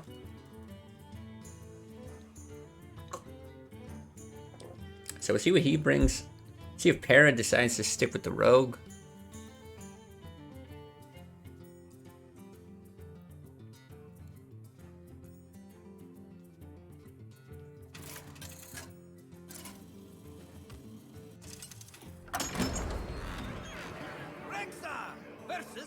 Alright, yeah, gonna be Hunter versus Rogue.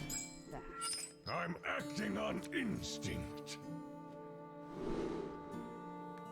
Yeah, now I'm not so sure, again, how a lot of these matchups stack up. This Aggro Rogue is built a little bit different than what I'm accustomed to, right? You see the single Sinister Strike, the double Assassin's Blade that really bit him the last time around, double Defias Ringleader. It's not that is too uncommon, only a single Shadow Step, things like that, but it's got a few choices that really stand out. And so yeah, with those changes, I don't have any experience on ladder or anything like that with it. So looking at the two decks, I'm just thinking what I usually am in your standard aggro matches. Bubbles, very good. So you see Argent Squire, that's amazing. Lepronome, I mean, it's always incredible. Otherwise, it's Explosive Trap, right? It's Unleash the Hounds. It's any kind of AoE that's going to deal with those tiny minions. An interesting choice to not hit the bubble.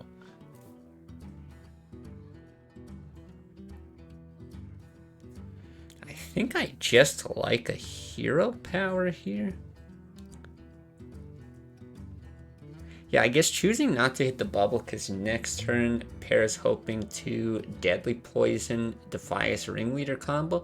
That's the reason why I think you only see a single copy of Defias Ringleader in a lot of these aggro decks. It's in games where you don't have the coin, it's a lot harder to get that early combo out. Of course, Now we're starting to see a little bit of that unlucky draw syndrome, though. A bit of what we were seeing earlier in the tournament from Amber, and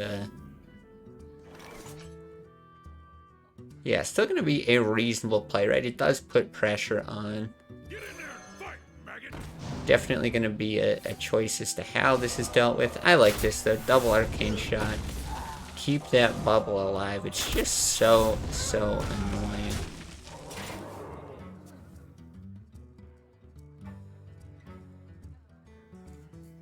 And yeah, there's some times where you would even opt to do something like cold blood an opponent to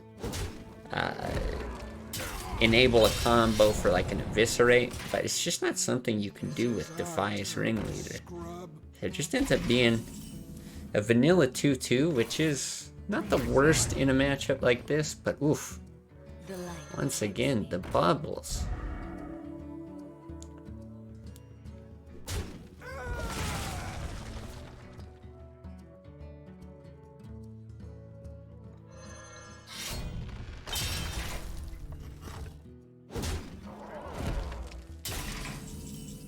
Okay, so thinking long term here.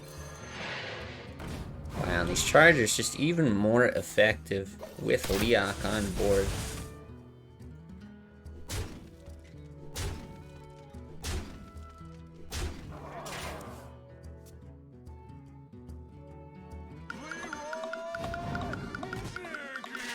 Okay, so it's gonna be Lorenzo Jackman, just pushing 10 damage. Couple that with the Blade Flurry. You think, okay, you're in a pretty good position, but then suddenly, oh boy. London Janes is coming back your way. Wouldn't you know it, 6 damage. Game 2, going to opposition. So that means the Hunter is now out of the equation.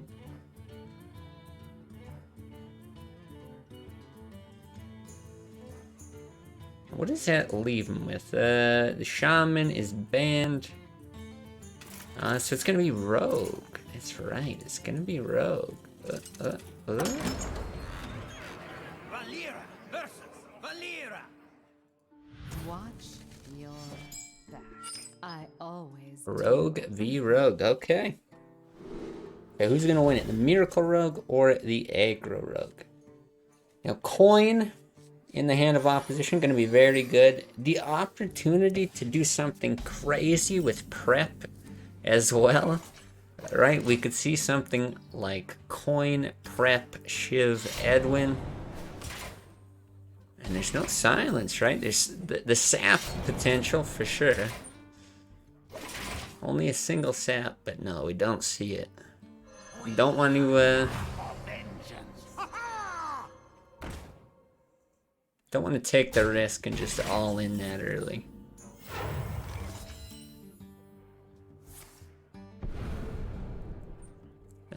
But perhaps just going to see it afterwards with the conceal. Now that I love. You can't get sapped. Oh, this is great. This is great. An 8/8 concealed. Yeah, what do you do?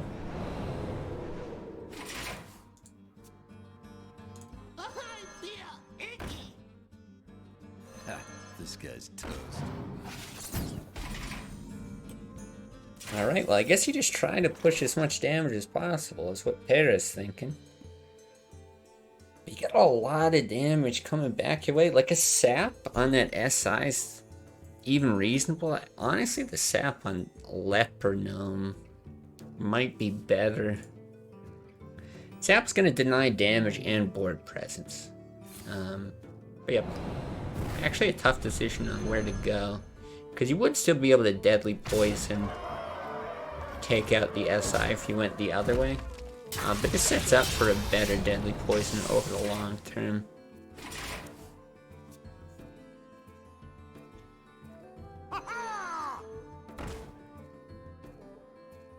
This is our town, scrub. Yeah, beat it. Okay, yeah, just totally ignoring the 8/8 body.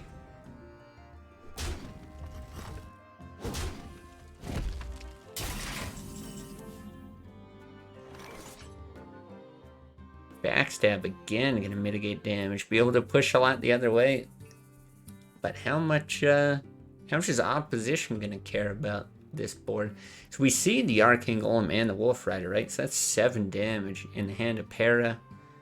So many options. Sure, you can take out a 2/2 with the backstab. I believe this is just a 1/1, so you're looking at 12 as is, if I'm not mistaken.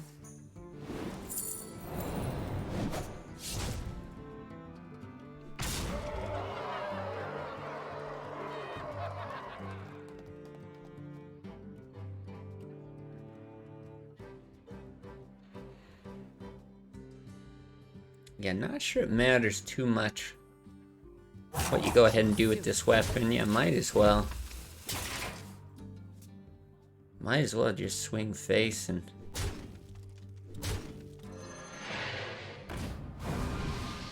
Yeah, Para here just gonna send it. Basically, conceding in doing so.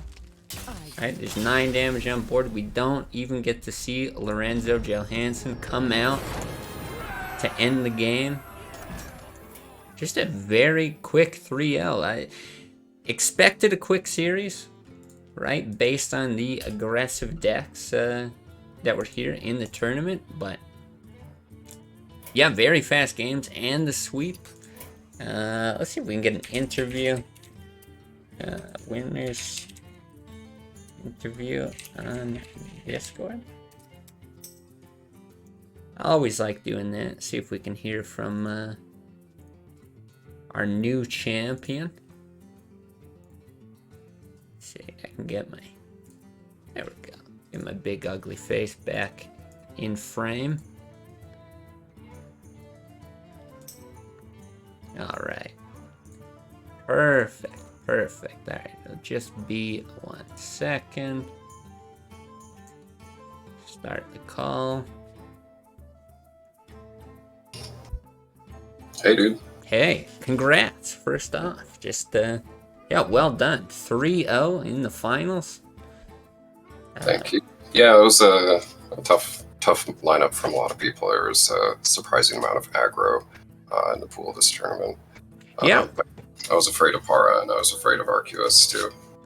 Yeah, I seen you saying that a bit in chat. You didn't want to face any of these other people, but yeah, you brought aggro, not for your entire lineup, but yeah, some people entirely aggro. What was your thinking behind at least bringing a good amount of it? Yeah, that's a good question. My first thought was to bring just a combo druid and aggro shaman, face hunter, and miracle rogue. But I didn't quite like the strategy of going with 2 S tier decks and 2 aggro decks. I feel like with a bad draw, if one of your aggro decks gets banned out, you can just lose. So instead, I figured it's very hard for somebody to ban out against 4 aggro classes. I think other than one match, everybody banned out my shaman. But yeah, it's, I figured if somebody misses a draw, even if they're playing a counter deck, I'm going to be able to kill them, right? If I get good 1, 2, 3 drops. So, that's part of it as well as in a tournament situation. And you can just have, high variance. I got a lot of lucky draws. I got a lot of Argent Squires. So, some of the opponents just kind of fumbled on the first couple of turns, didn't have the right cards. And, that's bad luck. It's too bad. But yeah, the aggro lineup, just go face. Leroy's pretty good. Yeah, no, I mean, it definitely worked for you, and it was working for, I mean, we saw Para do extremely well getting to the finals. Like you said, yeah, some good draws for sure, some luck involved, because we did see it completely flop for other players, but no, there were a lot of really interesting decisions, I thought, with just how much aggro there was in the tournament. Aggro playing against a control deck, you're often sending a lot of damage just to the opponent's face. But there's a lot more going on in the board game, kind of between two aggro decks. So I actually want to go back to a specific play. I thought it was maybe the most interesting part of the tournament. You against Severe, and he's playing this Molten Giant Warlock deck. You had like Leroy, Misdirect, Explosive Trap, and you could just see there was so much going on of like, what if he buffs? Do I play Leroy now, or Explosive, or Misdirect? Like, yeah, talk me through that. That was cool. That was a really difficult decision there. The idea normally in those positions is to just play Explosive Trap first, then Misdirection second. The sequencing is important because the secrets will trigger in the order in which they're played. So you want to play Explosive into Misdirection, but with a 2-3 on the board, that Sun Fury is going to go down to a 2-1. It's going to trigger the Misdirection, and the Giant's going to hit face. So then the idea after that is, okay, maybe I can wait a turn. I can take one hit from the Giant. So I'll play the Explosive Trap on the first turn, clear everything, play the second Explosive Trap, and if he doesn't have any 3 health minions to play, then I can play the Misdirection. Unfortunately, he plopped down a Harvest Golem right after that, which means that now I don't have the option for Misdirection. So I think I ended up sending Leroy into the Molten Giant and just thinking, I can probably race this, right? He's gonna have a Harvest Golem on the board. That's like a 2-1, and I got a Hero Power, right? He can't tap anymore. He's already played Hellfire. That's 3 burn to his face. He's already played the 2 Flame Imps. That's 6 more burn to his face. So I was doing pretty well in the race. I didn't figure that there was really a reason to let an 8-6 Molten Giant with Taunt live. Right. Yeah, no, I definitely think the Leroy play was good, and being able to see both hands, I would love if you go back and watch it. I thought it was even an interesting possibility to preemptively Leroy into an Explosive. And I know you'd be considering Defender of Argus and Shattered Sun Cleric as well as the buffing, but you had a second Explosive Trap in there. There was just so much going on in those few turns, and you can see both players, like the gears are turning in their head, and yeah, it was just very, very cool to see. So sure, aggro, lots of luck, but man, it made for some very different, very interesting plays. Yeah, I think in general, it's just, it's very enjoyable. A lot of the top players that I've talked to just seem to enjoy the game more and have more longevity for their enjoyment of Hearthstone when they get to play board-centric strategies. Mm-hmm. It's always really interesting, you compare like a Rogue Hero Power is going to beat a Paladin Hero Power, right? So, and Hunter Hero Power, is useless on the board. So with all of these different aggro decks, it's interesting to see because, yeah, you can just dump your hand, but most of the time you need to be weaving in a Hero Power once in a while. Yeah. So yeah, it's just a lot of interesting stuff happening from the very first turn, and even from the mulligan, right? Do you keep a Knife Juggler in your opening hand if you don't have a 1-drop? There are a lot of tough choices with aggro, and I think it's deceptive because people just see, oh yeah, you're smorking me, but really, especially in these aggro versus aggro matchups, you have to know, when do you flip the switch and stop controlling the board and just go face. Yeah, absolutely. Made for a very different tournament, but yeah, it was actually really fun viewing. So. Yeah, I always ask people, but especially you with your smooth radio DJ voice, what do you have to tell the people? You come in from being an admin, your first tournament, you're just like, oh, I'll pop in, I'll play, crush the competition, get first place, sweep in the finals. Yeah, tell your new fans, what message do you have? Well, I think the first and most important thing I can say is the person that's been instrumental in all of this has been Carlotto. And he does a lot of work behind the scenes. He's active. But I think it's really important if you enjoy the Discord, if you enjoy hanging out in the channels, meeting friends, if you like playing casual and you meet casual friends there, if you like playing tournaments or whatever it is, Carlotto has done a tremendous amount of work to set all of this up. So please drop Carlotto a line. Thank him for all of the hard work that he's been doing. In making this a great place for our community. And I'm happy to meet a lot of the new friends in the Hearthstone community. So I appreciate that. But I think to everybody, we've got a good community. Let's just keep it up. We're growing, encountering a lot of people that say, hey, I'm sick of Standard. They find a little home with us. So it's great to see everybody in the community coming together. And let's have more tournaments. Yeah, no, I definitely second that. Yeah, Carlotto, definitely behind the scenes, but yeah, none of this would happen without him. And yeah, I mentioned it during the cast, but you're always putting the Yay tiers deck list together, that kind of stuff. So you win in the tournament, but you're also doing work behind the scenes. It's yeah, it's great. You're heavily involved in that too, so it goes right back to you. So thank you. And likewise for you to provide the stream. I know that Gross. you give up your Saturdays to do this. You get up early for the EU tournaments. I think that everybody in the community really appreciates having a stream that they can tune into. Nobody does. Stop it. All right. Congrats again. No, I appreciate it. Thank you very much. Thanks, Dex. Really fun tournament. Looking forward to, hopefully many more going forward. And yeah, I guess we'll end it there. Congrats. Cool. Thanks a lot. See you soon. All right. So that's it. End of our 4th tournament. Very aggro-centric, as we talked about. Yeah, and even just some really, really wild stuff. People bringing in the meme decks, just trying to mix things up, have some fun. I thought it was a lot of fun. Really different tournament than what we're used to. Next week, we've got an EU tournament. So on the 12th, it'll be a better EU time. You can check everything in the Discord.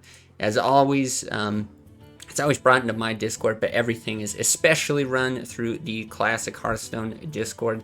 You can get all the information for upcoming tournaments, any throw ideas at them, different formats, all kinds of stuff. You just want to play people on the side. Yeah, kind of like Droxor's opposition there was saying. There's a lot to do. So if you want to be more active in the community, by all means, highly recommend joining the Classic Hearthstone Discord. But that's it for me. It for the cast. Never know how to end things. Leonard Jankus.